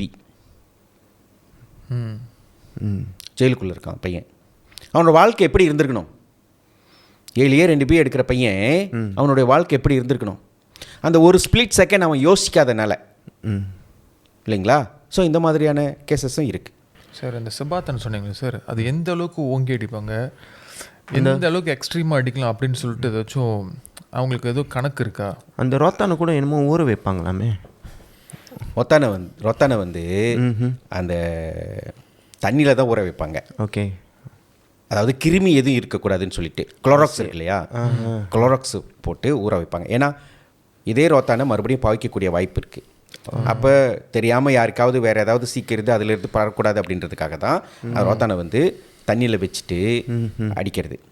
ரொத்தானை அடிக்கும்பொழுது இப்படி அவங்களோட பலம் மட்டும்தான் இதுக்கு வந்து எக்ஸாக்ட்லி இவ்வளோ தான் அப்படின்னு சொல்ல முடியாது. அவங்களோட பலத்தை எவ்வளோ தூரம் இழுக்கிறாங்களோ இழுத்து இந்த பின்னால் இருந்து கொண்டு வந்து இப்படி அடித்து எடுத்துருவாங்க. சரிங்களா? அந்த அடிக்கிறவங்களுக்கு இவங்க என்ன குற்றம் செஞ்சுருக்காங்கன்னு தெரியுமா? கண்டிப்பாக தெரியும். ஏன்னா இப்போ நான் அந்த தண்டனையை நான் நடத்த போகிறேன்னு சொன்னாக்க அந்த கைதிகள் முன்னுக்கு அவங்கக்கிட்ட வாசிப்பேன். கோர்ட் ஆர்டர் என்ன குற்றத்தினால உனக்கு வந்து 24 பிறம்படி கொடுக்கப்பட்டிருக்கு. இப்போ வந்து அந்த பிறம்படியை உனக்கு வந்து கேஸ் எல்லாம் முடிஞ்சிருச்சு, நீ மறுபடியும் அப்பீல் பண்ணல இந்த கேஸுக்கு, ஸோ அதனால் இன்றைக்கு நாங்கள் நடத்த போகிறோம் அப்படின்னு சொல்லும்போது அவங்க பக்கத்தில் தானே இருப்பாங்க. ஸோ இந்த பிறம்படி வந்துட்டு ஆண்களாக இருந்தாலும் பெண்களாக இருந்தாலும் சேம் தானே? ஓகே. சட்டப்படி ஆண்களுக்கு மட்டும்தான் பிறம்படி. 50 வயதுக்கு மேலே பிறம்படி இல்லை. பெண்களுக்கு பிறம்படி இல்லை. மலேசியாவில் பெண்கள் கைதி எத்தனை பேர் இருப்பாங்க சார்? பெண்கள் கைதிகள் டோட்டல் பாப்புலேஷனில் 5% இருக்காங்க. 89,000 பேருன்னு வச்சுங்களேன், அதில் ஒரு 5% பெண் கைதிகள். இன்டர்நேஷ்னல் லெவல்லையும் அப்படி தான் இருக்குது. மற்ற நாடுகள்லையும் பெண்கள் வந்து ஏறத்தாழ 5-6% தான் இருக்காங்க. ஆண்கள் தான் அதிகமாக. செகண்ட் யூனிவர்சிட்டி பல்கலைக்கழகம், 2வது பல்கலைக்கழகம் அவங்களுக்கு உள்ளுக்கு இருக்காங்க. இந்த ஐஎஸ்சின்னு சொல்கிறாங்களே, அவங்களோட ஐஎஸ்ஐ இப்போ இல்லைங்க. இல்லை, இந்த கேங்ஸ்டரிசம் இதெல்லாம் இது பண்ணுறாங்க இல்லைங்களா, அது வந்து போக்கான்னு சொல்கிறது, prevention of crime act. So அதுக்கு கீழே தண்டனை பெற்று வரவங்களும் சிறைச்சாலையில் தான் வச்சுருப்பாங்க. அதே போல் போத்தான்னு ஒன்று சட்டம் இருக்குது, prevention of terrorism act. Okay okay. So terrorism இதில் ஈடுபடுறாங்க இல்லைங்களா, ஸோ அவங்கள அதுக்குன்னு தனியாக சிறைச்சாலைகள் இருக்குது. இந்த அண்டர் ஏஜ் ஸ்டூடெண்ட்ஸ் அவங்க க்ரைம் பண்ணிட்டு வர்றது, அதை பற்றி கொஞ்சம் நம்ம பேசுவோம். அதுக்கு முன்னாடி ஒரு சிறிய காணொளி. KS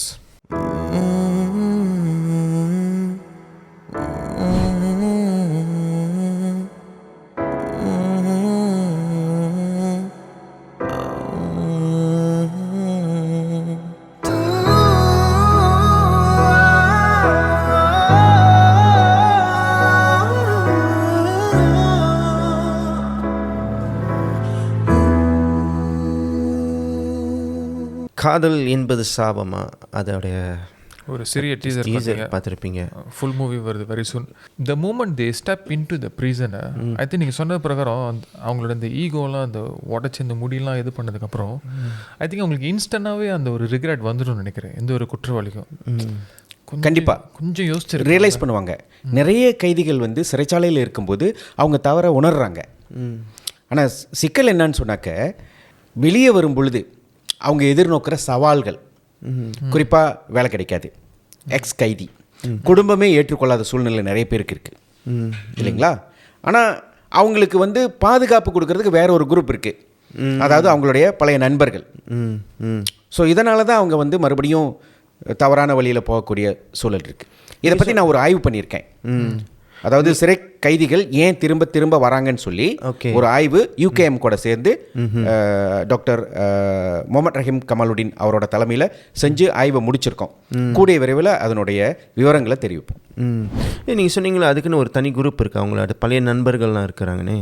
அவங்கள பொறுத்த வரைக்கும் இவங்களை வந்து ஹீரோவாக தான் நான் பார்க்குறாங்க. ஆமாம், கண்டிப்பாக. நீ உள்ளுக்கு போயிட்டு வந்துட்டேனா? ஆமாம், நான் கெத்துடா. ஆமாம், உண்மைதான். அது அப்போ உள்ளுக்கு இருந்தால் அவங்க எதுவுமே இல்லை, திருந்துறவங்களும் இருக்காங்க, திருந்தி நல்லபடியாக வாழ்கிறவங்களும் இருக்காங்க. எனக்கு நிறைய பேர் தெரியும். நானும் நிறைய பேருக்கு உதவி பண்ணியிருக்கேன் அவங்க திருந்தி வாழ்கிறதுக்கு. அவங்களுக்கு வேலை வாய்ப்பெல்லாம் ஏற்படுத்தி கொடுத்துருக்கேன். ஸோ அதனால் திருந்தி வாழ்கிறவங்களும் இருக்காங்க, திரும்பவும் போகிறவங்களும் இருக்காங்க. சார், இந்த சிபாத்தான் பற்றி அதை பேசிட்டு இருந்ததில்ல, எந்த மாதிரியான குற்றங்களுக்கு வந்துட்டு இந்த சிபாத்தான் தண்டனை வழங்கப்படுது? ஓகே, சிபாத்தான் வந்து குறிப்பாக திருட்டு, கொள்ளை, வழிப்பறி செய்கிறவங்க, கற்பழிப்புக்கு கண்டிப்பாக உண்டு. ஃபயர் ஆர்ம்ஸ் வச்சுருந்தா கூட பிரம்படி உண்டு. ஸோ குறிப்பாக இந்த மாதிரியான குற்றச்செயல்களுக்கு தான் அதிகமாக பிரம்படி கொடுக்கப்படுது. ப்ரிசனில் வந்து அங்கேயும் கிளாஸ்லாம் நடத்துகிறாங்க, சமயம் சார்ந்ததாக இருக்கணும், இல்லை வாழ்க்கை முறையை பற்றியாக இருக்கணும். அதை பற்றி கொஞ்சம் விவரமாக சொல்கிறீங்க, ஏன்னா அதை பற்றி நீங்கள் கொஞ்சம் எழுதியிருக்கீங்கன்னு சொல்லியிருக்கீங்க. சிறைச்சாலையில் எல்லா கைதிகளுக்கும் அவரவர் சமயம் சார்ந்த வகுப்புகள் நடக்குது. இப்போ இந்துக்களுக்கு இந்து சமய வகுப்பு நடக்குது. இப்போ இந்துக்களுக்காக நான் வந்து ஒரு மாடியூல் எழுதியிருக்கேன். சிறைச்சாலையில் பணியில் இருக்கும்போது மாடியூல் ஹிந்து தர்மான்னு சொல்லிட்டு மலாய் மொழியில் எழுதி அதையே தமிழ் மொழியில் மொழிபெயர்த்து இந்து தர்ம பாடத்திட்டம் அப்படின்னு சொல்லி இந்த பாடத்திட்ட புத்தகத்தை நான் உருவாக்கியிருக்கேன். இது வந்து சமய போதகர்களுக்கானது. அவங்க என்ன சொல்லி தரணும் கைதிகளுக்கு அப்படின்னு சொல்லி நான் என்னுடைய சொந்த உழைப்பில் சிறைச்சாலைக்கு எழுதி கொடுத்துருக்கேன். இதுதான் ஆஃபிஷியல் மாடியூல். இன்றைக்கு வரைக்கும் சிறைச்சாலைக்கு வர்ற எல்லா இந்து இயக்கங்களும் இதை தான் பயன்படுத்தி கொண்டிருக்காங்க. அதே வேளையில் கைதிகளுக்கும் நான் தனியாக ஒரு மாடியூல் எழுதியிருக்கேன்.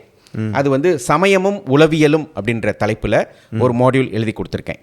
இதில் வந்து சமயம் சார்ந்த தலைப்புகளும் உளவியல் சமூகவியல் சார்ந்த தலைப்புகளும் அவங்களுக்கு ஒரு பயிற்சி பட்டறை மாதிரி நடத்துகிற சூழலை ஏற்படுத்தி கொடுத்துருக்கேன். நீங்கள் இது ஒரு கமிட்டியாக ஒரு குரூப்பாக சேர்ந்து தானே உருவாக்கி இருக்கீங்க?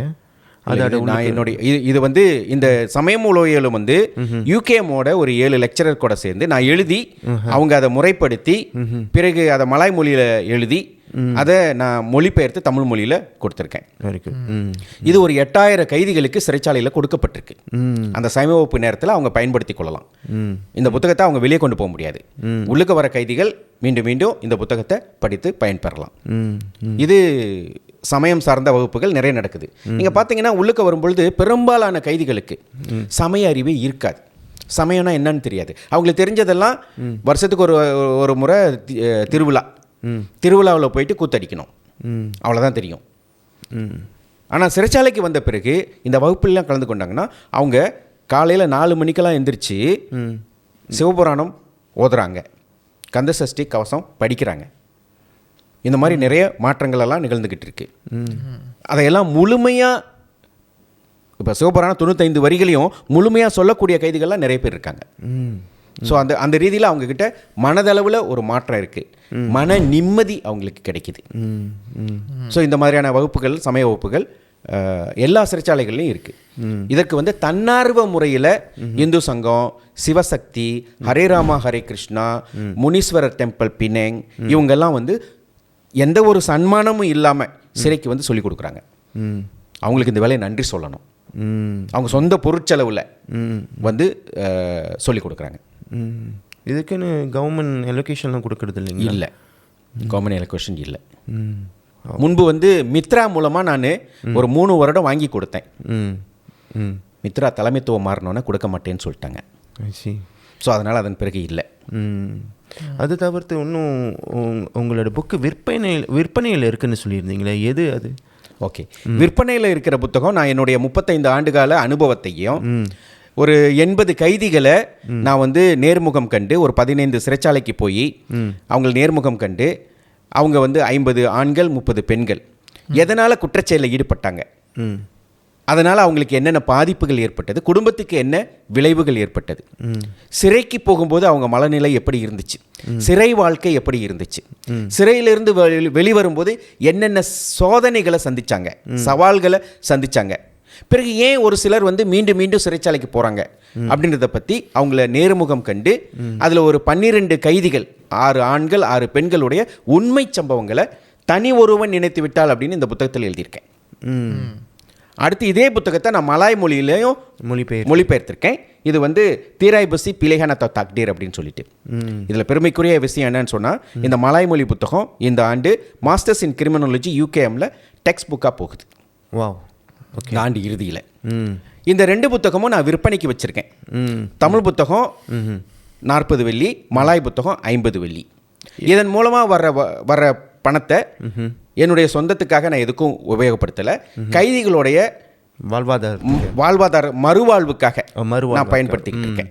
அதில் குறிப்பாக நான் வந்து இப்போ வந்து ஒரு 14 கைதிகளை, அதாவது நான் பெரும்பாலும் கைதின்னு சொல்கிறதில்ல, சிறைவாசிகளை, அவங்கள வந்து மேல் படிப்பு படிக்கிறதுக்காக உதவி பண்ணிக்கிட்டு இருக்கேன். 6 பேர் டிப்ளமா செஞ்சுருக்காங்க. அதில் 2 பேர் தண்டனையும் முடிச்சுட்டு வெளியே வந்து நல்ல வேலையில் இருக்காங்க. இன்னும் 6 பேர் டிகிரி செஞ்சுக்கிட்டு இருக்காங்க. 2 பேர் மாஸ்டர்ஸ் முடிச்சிட்டாங்க. அதில் ஒருத்தர் கூட கோல்டு மெடல் போட்டிருக்காரு மாஸ்டர்ஸில். அடுத்து அதில் 2 பேரும் PhD செய்கிறாங்க. ஒருத்தருக்கு நான் ஸ்காலர்ஷிப் வாங்கி கொடுத்துட்டேன், இன்னொருத்தருக்கு ஸ்காலர்ஷிப் ஏற்பாடு பண்ணிக்கிட்டு இருக்கேன். இதை வந்து நான் வந்து என்னுடைய தனிப்பட்ட முறையில் என்னுடைய நண்பர்கள் ஆதரவோட இவங்களை நான் படிக்க வச்சுக்கிட்டு இருக்கேன். அதில் குறிப்பாக சொல்லணும்னு சொன்னால், மலேசிய வேதாத்ரி ஸ்கை மனவளக்கலை அறக்கட்டளை தலைவர் நண்பர் ஆறுமுகம், இன்னும் ஒரு சில நண்பர்கள் எல்லாம் சேர்ந்து எனக்கு நிறைய உதவி பண்ணியிருக்காங்க. ஓகே. ஸோ இதில் என்னன்னா, அந்த கல்வி இருந்துச்சுன்னா அவங்க தங்களை வளர்த்து கொண்டாங்கனாக்க வெளியே வரும்போது அவங்களுக்கு வந்து ஒரு ஒரு ஒரு பிடிப்பு இருக்கும், வேலை வாய்ப்பு கிடைக்கிறதுக்கு ஈஸியாக இருக்கும், அவங்களோட பின்புலம் வந்து மாறும். அந்த தீய வழியிலிருந்து நல்வழிக்கு போகிறத நான் பார்த்துருக்கேன் நிறைய.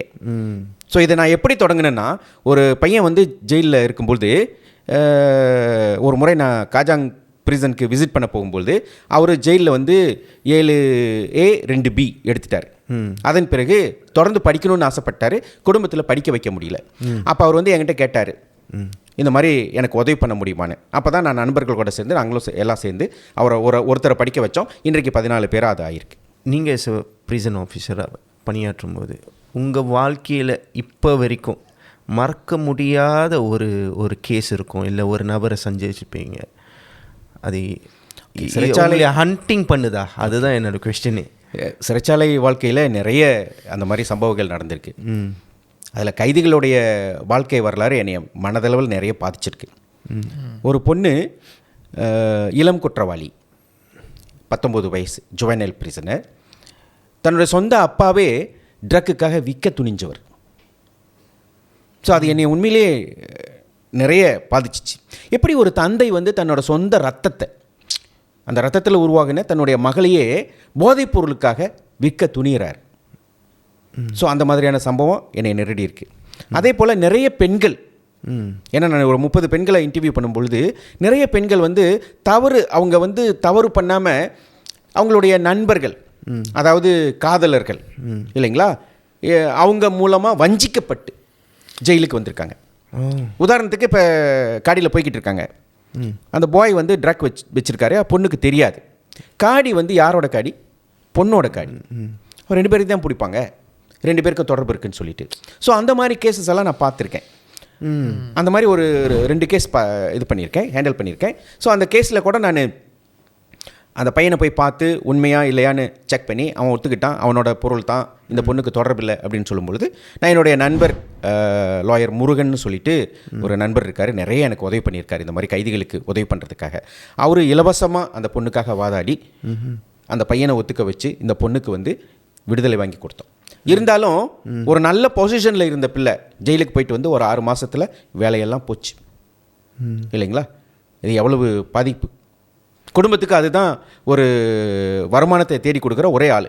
இந்த ப்ரிசன்லேருந்து வெளியே வந்த பிறகு அவங்களுக்கு ஐசியில் வந்து ஒரு ஐடென்டிஃபிகேஷன் நோட் பண்ணிடுவாங்களா? அது உண்மையா? அப்படியெல்லாம் இல்லை. ஓகே. நிறைய பேர் சொல்கிறாங்க, அந்த மாதிரி எதுவும் நடத்துக்கிறது இல்லை. ஆனால் என்னன்னா அவங்களோட ரெக்கார்ட் இருக்கும். இப்போ புகிடாமானில் வந்து ஜபத்தம் பண்டாஃப்தார் ஜனாயான் இருக்கு இல்லைங்களா, அங்கே வந்து ஒவ்வொருத்தரோட கிரிமினல் ரெக்கார்டும் இருக்கும். இப்போ போலீஸ் பிடிக்கும்போது 5-10 வரலையும் ஜாப்ஜாரி எடுப்பாங்க இல்லைங்களா, அது அங்கே போயிடும். ப்ரிசனுக்கு வந்தோடனே அந்த 10 ஜாப்ஜாரி எடுப்பாங்க. பிடிபட்ட ஆள் தான் கரெக்டாக வந்திருக்கான்னு புகிடாமானுக்கு அனுப்புவோம் இல்லைங்களா. அப்போ ஒருத்தரோட பின்புலம் பற்றி ஆராயணும்னா ஜபத்தா பண்டாஃப்தார் பஞ்சனாயா கிட்ட செக் பண்ணாக்க தெரிஞ்சிடும். கோஸ்ட் இன் ப்ரிசன் உண்மையா? நான் பார்த்தது இல்லைங்க. நான் பார்த்ததில்லை. ஒரு சிலர் சொல்கிறாங்க. ஆனால் முன்பு இருந்ததாக, அதை முன்பு 20-30 ஆண்டுகளுக்கு முன்பு அந்த மாதிரியெல்லாம் இருந்ததா பழையவர்கள் சொல்லுவாங்க. இப்போல்லாம் அந்த மாதிரியெல்லாம் ஒன்றும் இருந்ததா எனக்கு தெரியலை. எல்லாம் போயிடுச்சிங்களா? எனக்கு தெரியாது.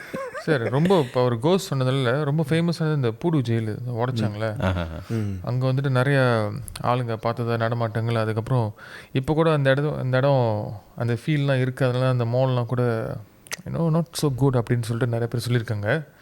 உங்களுக்கு டீட்டெயில் அதை பற்றி தெரியும்? நீங்கள் போயிருக்கீங்களா பூடு ப்ரிசனுக்கு? பூடு ப்ரிசனுக்கு நான் போயிருக்கேன். நாங்கள் அடிக்கடி விசிட் பண்ணியிருக்கேன். எனக்கு அந்த மாதிரி எந்த ஒரு இதுவும் இது பண்ணலை. இந்த டெத் சென்டென்ஸ் பற்றி கொஞ்சம் விளக்கமாக சொல்ல முடியுமா? ஓகே, டெத் சென்டென்ஸ்னு சொன்னால் முன்பு வந்து மலேசியாவில் வந்து கட்டாய மரண தண்டனைன்னு இருந்துச்சு. சரிங்களா. அது வந்து அண்மையில் இப்போ ஒரு 2-3 வருடத்துக்கு முன்பு பார்லிமெண்ட்டில் வந்து அந்த தண்டனை வந்து கட்டாய மரண தண்டனை கட்டாயன்றதை எடுத்துட்டாங்க. ஓகே. மெண்டத்தரி டெத்து அதை எடுத்துட்டாங்க. மெண்டத்தரியை எடுத்துட்டாங்க. இப்போ வந்து டெத் சென்டென்ஸ் இருக்குது, மரண தண்டனை இருக்குது. ஆனால் அது வந்து நீதிமன்றத்தை பொறுத்தது. நீதிமன்றம் மரண தண்டனை கொடுக்கலாம். எந்தெந்த கேஸுக்கு, இப்போ கொலை கேஸுன்னு சொன்னாக்க கொலை கேஸுக்கு மரண தண்டனை கொடுக்கலாம். போதைப்பொருள் கடத்துறவங்களுக்கு மரண தண்டனை கொடுக்கலாம் இல்லைங்களா. அது நீதிமன்றத்தை பொறுத்தது. அது டிஸ்கிரிஷ்னரி பவர் ஆஃப் தி ஜட்ஜஸ். அந்த கேஸை பொறுத்து அவங்க தண்டனை கொடுப்பாங்க. அப்படி மரண தண்டனைன்னு கொடுத்தாங்கனாக்க அவங்கள தனிமைப்படுத்திடுவாங்க, மரண தண்டனை கைதிகளாக வச்சுருவாங்க. சார், இந்த சமய வகுப்பில் பற்றி நீங்கள் முதல்ல சொல்லியிருந்தீங்க.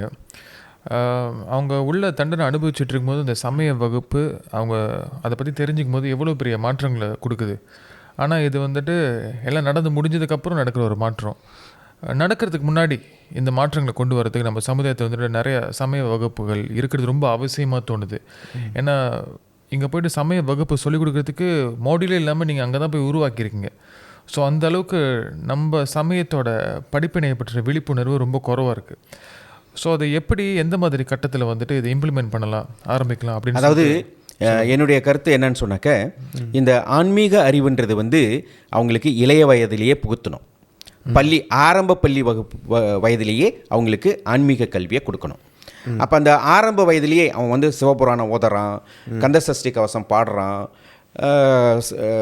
திருமுறை பாடல்கள் ஓதுறான் அப்படின்னு சொன்னாக்க அவன் அந்த 13 வயது போகிறான்ல, 13 வயசுக்கு மேலே, அந்த நேரத்தில் அவனுக்கு ஏற்படுற தாக்கங்களை வந்து அவனால் தாங்கிக் கொள்ள முடியும், அதிலிருந்து விடுபட முடியும். ஏன்னா அந்த மந்திர சொற்கள் அவனுக்கு அந்த மனதில் அவனை செம்மையாக வச்சிருக்கு. இப்போ இந்த கதையிலேயே ஒரு பையன் சொல்கிறான், 13 வயசு பையன், இன்னொரு பையன் வந்து சொல்கிறான், மச்சி வா மச்சி, இந்த ரோக்கை கொஞ்சம் இழுத்துப்பாரு மச்சி அப்படின்னு சொல்கிறான். ஸோ இவன் ஏற்கனவே அந்த சிகரெட்டை வந்து அப்பாவோட சிகரெட்டை திருடி குடிச்சிருக்கான். இப்போ இந்த நண்பர் கொடுக்குறான்ல, அந்த நண்பர் கொடுக்குற ரோக்கு வந்து வேறு மாதிரி இருக்குது, வித்தியாசம், கிக்கு அதிகமாக இருக்குது. இப்போ இது ஏன் மச்சி கிக்கு அதிகம் அப்படின்னா அது உள்ளுக்க போதைப்பொருள் இருக்குது. அதே அவனுக்கு வந்து அந்த ஆன்மீக அறிவு இருந்துருந்துச்சுன்னா அவன் சொல்லுவான், மச்சி இது தப்பான வழி மச்சி, இது வேண்டாம் மச்சி, இது நல்லதில்லை மச்சி அப்படின்னு சொல்லக்கூடிய தன்மையை ஏற்படுத்தும். அதனால தான் நான் எல்லா பள்ளிகள்லையும் சொல்கிறேன், மாணவர்கள்கிட்ட சொல்கிறேன், முடிந்த அளவுக்கு அந்த இள வயதிலேயே ஆன்மீகத்தில் ஈடுபடுத்தி கொண்டீங்கன்னு சொன்னாக்க இந்த மாதிரியான புத்தகங்கள் எல்லாம் நீங்கள் நிறைய வாசிக்க 13 வயதில் இந்த கூடா நட்பு, நண்பர்களுடைய தாக்கம், அதிலிருந்து விடுபட்டு நீங்கள் கெட்ட வழிக்கு போகாமல் நல்ல வழியில் வர முடியும். இதற்கு தான் எனக்கு தெரிஞ்ச இந்து தர்ம மாமன்றம் வந்து இதற்காக ஒரு மாடியூலெல்லாம் செஞ்சு வச்சுருக்காங்க. அதை பள்ளிகளில் அமுல்படுத்தினா அரசாங்கம் சிறப்பாக இருக்கும். உங்களோட புக்கு விற்பனைக்குன்னு சொல்லியிருந்தீங்க. அது எப்படி வாங்குறது, எங்கே வாங்குறது, அதை பற்றி? ஓகே, இந்த புத்தகம் வந்து என்னை தான் தொடர்பு கொள்ளணும். விற்பனைக்கு வந்து நான் தான் வச்சுருக்கேன், என்கிட்ட இருக்குது. யாராருக்கு வேணுமோ தாராளமாக என்னை தொடர்பு கொள்ளலாம். அவங்க அட்ரஸ் கொடுத்தாங்கன்னா அந்த அட்ரஸுக்கு நான் அனுப்பி வைப்பேன். அவரோட டீட்டெயில்ஸ் நம்ம வந்து குறிப்பில் போடுவோம். அதை பார்த்து இது உண்மை கதை இல்லையா, ட்ரூ ஸ்டோரி. 30 எத்தனை கேஸ் தெரியா சொன்னீங்க? 80 பேர் 80 பேர், 30 பெண்கள் 50 ஆண்கள், அவங்களோட உண்மை கதையை வந்து அவர் எழுதியிருக்கிறாரு. அதை இதில் என்னென்னா முக்கியமாக பெற்றோர்களும் பிள்ளைங்களும் சேர்ந்து படிக்கணும். என்னை கேட்டால் சேர்ந்து படித்துட்டு அதை பற்றி கலந்து ஆலோசனை செய்யணும். இந்த மாதிரியான தவறான வழியெல்லாம் இருக்குது அப்படின்றத பெற்றோர்களும் பிள்ளைகளும் கலந்து ஆலோசனை செஞ்சாங்கனாக்க அந்த தவறான வழியில் பிள்ளைங்க போக மாட்டாங்க. சரி, இதுக்கெல்லாம் வந்து நம்மளுக்கு வந்து மனதளவில் ஒரு துணிவு வேண்டும்னு சொல்லுவேன். ஏன்னா ரொம்ப பேருக்கு நிறைய விஷயங்கள் தெரியுது, சமயம் சார்ந்ததாக இருந்தால் சரி, மன உளவியல் சார்ந்ததாக இருந்தால் சரி, அது தெரியுது. ஆனால் அது துணிவாக அதை வந்து செயல்படுத்தணும், அதை வந்து ஷேர் பண்ணணும், அதற்கான விஷயங்களை வந்து ஏற்படுத்தி கொடுக்கணும். அந்த ஒரு மனநிலைமையில் இல்லைன்னு நினைக்கிறேன். நீங்கள் பார்த்துருப்பீங்க நிறையா. ஆனால் உங்களோட பாதை என்பது அதற்கு வந்து எண்டே கிடையாது. அது வந்து கண்டினியூஷன் போயிட்டு இருக்கு. இன்னும் நீங்கள் செய்யணும்னு நினைக்கிறோம். நம்மளும் நம்மளுடைய சோஷியல் ரெஸ்பான்சிபிலிட்டியை கொடுக்கணும்னு நான் நினைக்கிறேன். ஒவ்வொருத்தரும் அவங்களுடைய கடமையை செய்யணும். இன்றைக்கி அண்ணாதுரை இந்த சமுதாயத்தில் ஒரு நல்ல நிலையில் இருக்கான் அப்படின்னு சொன்னால் இது அண்ணாதுரையோட உழைப்பு மட்டும் இல்லை, அவனை சுற்றி உள்ள சமுதாயம், என்னுடைய குடும்பம், என்னை வளர்த்து ஆளாக்கிய கல்வி கொடுத்த என்னோட அண்ணன் அண்ணி, என்னுடைய குடும்பம், நண்பர்கள், ஆசிரியர்கள், இந்த சமுதாயம், எனக்கு படிக்க கஷ்டப்பட்ட சூழ்நிலையில் உதவி செஞ்ச அரசாங்கம், இப்படி எல்லாருடைய பங்கு இருக்குது. அதனால் ஓரளவுக்கு நம்ம நல்ல நிலைக்கு வந்துட்டா இந்த சமுதாயத்துக்கு செய்ய வேண்டியது ஒரு நன்றி கடன். அந்த நன்றி கடனை இப்போ என்னால் முடிஞ்ச அளவுக்கு செஞ்சுக்கிட்டு இருக்கேன். அடுத்து மலேசிய வேதாத்ரி ஸ்கை மனவளக்கலை அறக்கட்டளைன்னு சொல்லி அந்த அறக்கட்டளை மூலமாகவும் நான் தலைமை நிர்வாகியாக இருந்து அங்கே பள்ளி மாணவர்களுக்காக மனவளக்கலை பயிற்சிகளை, பொதுமக்களுக்கும் மனவளக்கலை பயிற்சிகளை ஒவ்வொரு பள்ளிகளுக்கும் சென்று என்னால் முடிந்த இந்த சிறை சார்ந்த தலைப்புகளில் கிரைம் ப்ரிவென்ஷன், லீடர்ஷிப், டிசிப்ளின், இந்த மாதிரியான தலைப்புகளில் உரை நிகழ்த்திக்கிட்டு இருக்கேன். இது ஜோக்கா சோக்கா பக்கா இந்த நிகழ்ச்சியோட ஒரு பியூட்டி என்ன தெரியுமா சார்? சொல்லுங்கள். அடுத்த வாரம் என்ன டாபிக் வெளியாகுதுன்னு யாருக்கும் ஒன்றுமே ப்ரிடிக்ட் பண்ண முடியாது. ஏன்னா நம்ம வந்து முடிந்த வரை எல்லா செக்மெண்ட் இருக்கிற விஷயங்களை வந்து வெளிப்படுத்தணும்னு சொல்லி தான் நம்ம தேடி உங்களே தேடி கண்டுபிடிக்கிறதுக்கு அது ஒரு நபருக்கு நான் வந்து நன்றி சொல்லணும். பர்சனலாக சொல்லிக்கிறேன் அவங்களுக்கு. Thank you sir. நிறைய இன்சைட்ஸ் கொடுத்தீங்க. நீங்கள் சொன்ன ஒரு குறிப்பு எனக்கு ரொம்ப பிடிச்சிருந்துச்சு சார். அது அந்த குறிப்பை கேட்கும் பொழுது எனக்கு ஒரு பழைய பாடல் ஞாபகம் வருது. எந்த குழந்தையும் நல்ல குழந்தை தான் மண்ணில் பிறக்கேளு, அவன் நல்லவனாவதும் தீயவனாவதும் அன்னையின் வளர்ப்பினிலே அப்படின்னு சொல்லிட்டு, சமுதாயம் ஒரு விஷயம் இருந்தாலும் குடும்பம் ஃபண்டமெண்டலி ஒரு குடும்பத்தோட அரவணைப்பு, அன்பு, ஒரு குழந்தை எப்படி வளருது அப்படின்னு சொல்லிட்டு ஒரு அடிப்படையாக இருக்குது. ஸோ ஐ திங்க் ஃபேமிலி அதற்கு ஒரு இம்பார்ட்டன்ட் க்ரூஷியல் பார்ட்டாக இருக்குன்னு சொல்லிட்டு நம்புகிறேன். பிகாஸ் எந்த குழந்தையும் கெட்ட குழந்தை கிடையாது.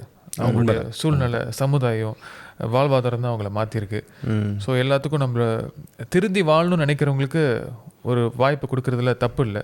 அது நீங்கள் ரொம்ப சிறப்பாக பண்ணிகிட்ருக்கீங்க. அதற்கு கடவுள் உங்களை எப்போதும் பிளஸ் பண்ணணும் சார். மிக நன்றி. இதற்கு வந்து எனக்கு நிறைய பேர் பக்கபலமாக இருக்காங்க. அதாவது சிறைவாசிகளை மறுபடியும் அவங்கள வந்து ஒரு கைதியாக பார்க்காதீங்க, அவங்களுக்கு ஒரு வாய்ப்பு கொடுங்க, திருந்துறதுக்கு வாய்ப்பு கொடுங்க, அவங்கள ஏற்றுக்குங்க, அவங்களுக்கு வேலை வாய்ப்பு கொடுங்க. கண்டிப்பாக அவங்களும் ஒரு நல்ல வாழ்க்கையை அமைச்சு கொள்ள முடியும். இதன் வழி நம்ம ஒரு குற்றமற்ற சமுதாயத்தை உருவாக்க முடியும். It's a powerful statement, but that is the reality. அது நம்ம பிடிக்குதோ பிடிக்கலையோ, இது நம்ம அன்றாட வாழ்க்கையில் வந்து ஏற்படுற ஒரு விஷயம். அதை வந்து எதிர்கொள்ளணும்னா அதற்கு அவர் சொன்ன மாதிரி வாய்ப்புகளை வந்து நம்ம வந்து வழங்கணும். அதுக்கு நம்ம வந்து ரெடி ஆகணும். ஸோ அந்த வேறு கோணத்தில் பார்க்குறத நம்ம அதை அப்படியே தள்ளிட்டு அன்றாட வாழ்க்கைக்கு, சகஜமான வாழ்க்கைக்கு திரும்பும். நம்மளோட மெயின் ஆதரவாளர் ஃபூடி பாப்பா. ஸோ கூடிய விரைவில் உங்கள் இடத்துக்கு எங்கன்னு நீங்கள் வந்து ஸ்க்ரீனில் பார்த்துருப்பீங்க. கண்டிப்பாக போய் குடும்பத்தோடு சாப்பிட்டு ஆனந்தமாக அந்த நாளை கழிச்சிருங்க. இன்னும் விதமாக நிறைய சாப்பாடு இருக்குது. அது மட்டும் இல்லாமல் நம்ம நிகழ்ச்சி மற்றும் ஒரு ஸ்பான்சர் காதல் என்பது சாப்பிடுமா திரைப்படம் HK நெட்வொர்க் மற்றும் BJW ஸ்டுடியோஸ் வழங்கும் இந்த திரைப்படம் வெகு விரைவில் சினிமாஸ்க்கு வருது. மலேசியா படம், மலேசியா திரைப்படம், மலேசியா ஸ்டார்ஸ் நிறைய பேர் நடிச்சிருக்காங்க. உங்களுக்கு பிடிச்ச மாதிரி இருக்கும். வெகு விரைவில் இதை நீங்கள் சினிமாஸில் பாருங்கள். அது மட்டும் இல்லாமல் நமது அவுட்ஃபிட் இன்னைக்கு நம்மளுக்கு இவ்வளோ அழகான ஆடைகளை வழங்கினது பார்கவி புத்திக். தொடர்ந்து எங்களுக்கு வாரம் வாரம் விதமான அவுட்ஃபிட் கொடுத்துட்றீங்க. தேங்க்யூ ஸோ மச் பார்கவி புத்திக். மீண்டும் ஒரு அடுத்து ஒரு கேஸில் சந்திப்போம் சார். என்ன கேஸு, உங்களுக்கு ஏதாச்சும் இன்ட்ரெஸ்டிங்கான விஷயங்கள் பேசணும் அப்படின்னு நினச்சிங்கன்னா, இந்த டாபிக் பேசணும், இவங்களை கூட்டிகிட்டு வாங்க, இந்த ஒரு விஷயம் ரொம்ப ஹாட்டாக இருக்குது அப்படின்னு சொல்லிட்டு நீங்கள் ஃபீல் பண்ணிங்கன்னா மறக்காம கீழே கமெண்ட் பண்ணுங்கள். நம்ம அதை டீமோடு கலந்துரையாடி கண்டிப்பாக அதை வந்துட்டு நம்ம ஷோவில் கொண்டுட்டு வரோம். பிகாஸ் என்டர்டெயின்மெண்ட் அதை தவிர்த்து வந்துட்டு சமுதாயத்துக்கு நம்ம ஷோ மூலமாக என்ன திரும்ப கொடுக்கலாம் அப்படின்னு சொல்லிட்டு நம்மளுக்கு அந்த கான்செப்ட் எப்போதும் இருக்குது. தொடர்ந்து நீங்கள் கொடுத்துருக்க ஆதரவுக்கு நன்றி. ஷோ உங்களுக்கு பிடிச்சிருந்துச்சுன்னா லைக் பண்ணுங்கள், ஷேர் பண்ணுங்கள், கமெண்ட் பண்ணுங்கள், சப்ஸ்கிரைப் பண்ணுங்கள். எஸ், மீண்டும் சந்திக்கும் வரை விடைபெறுவது கிருஷ்ணா, பாலகணபதி. பாய்.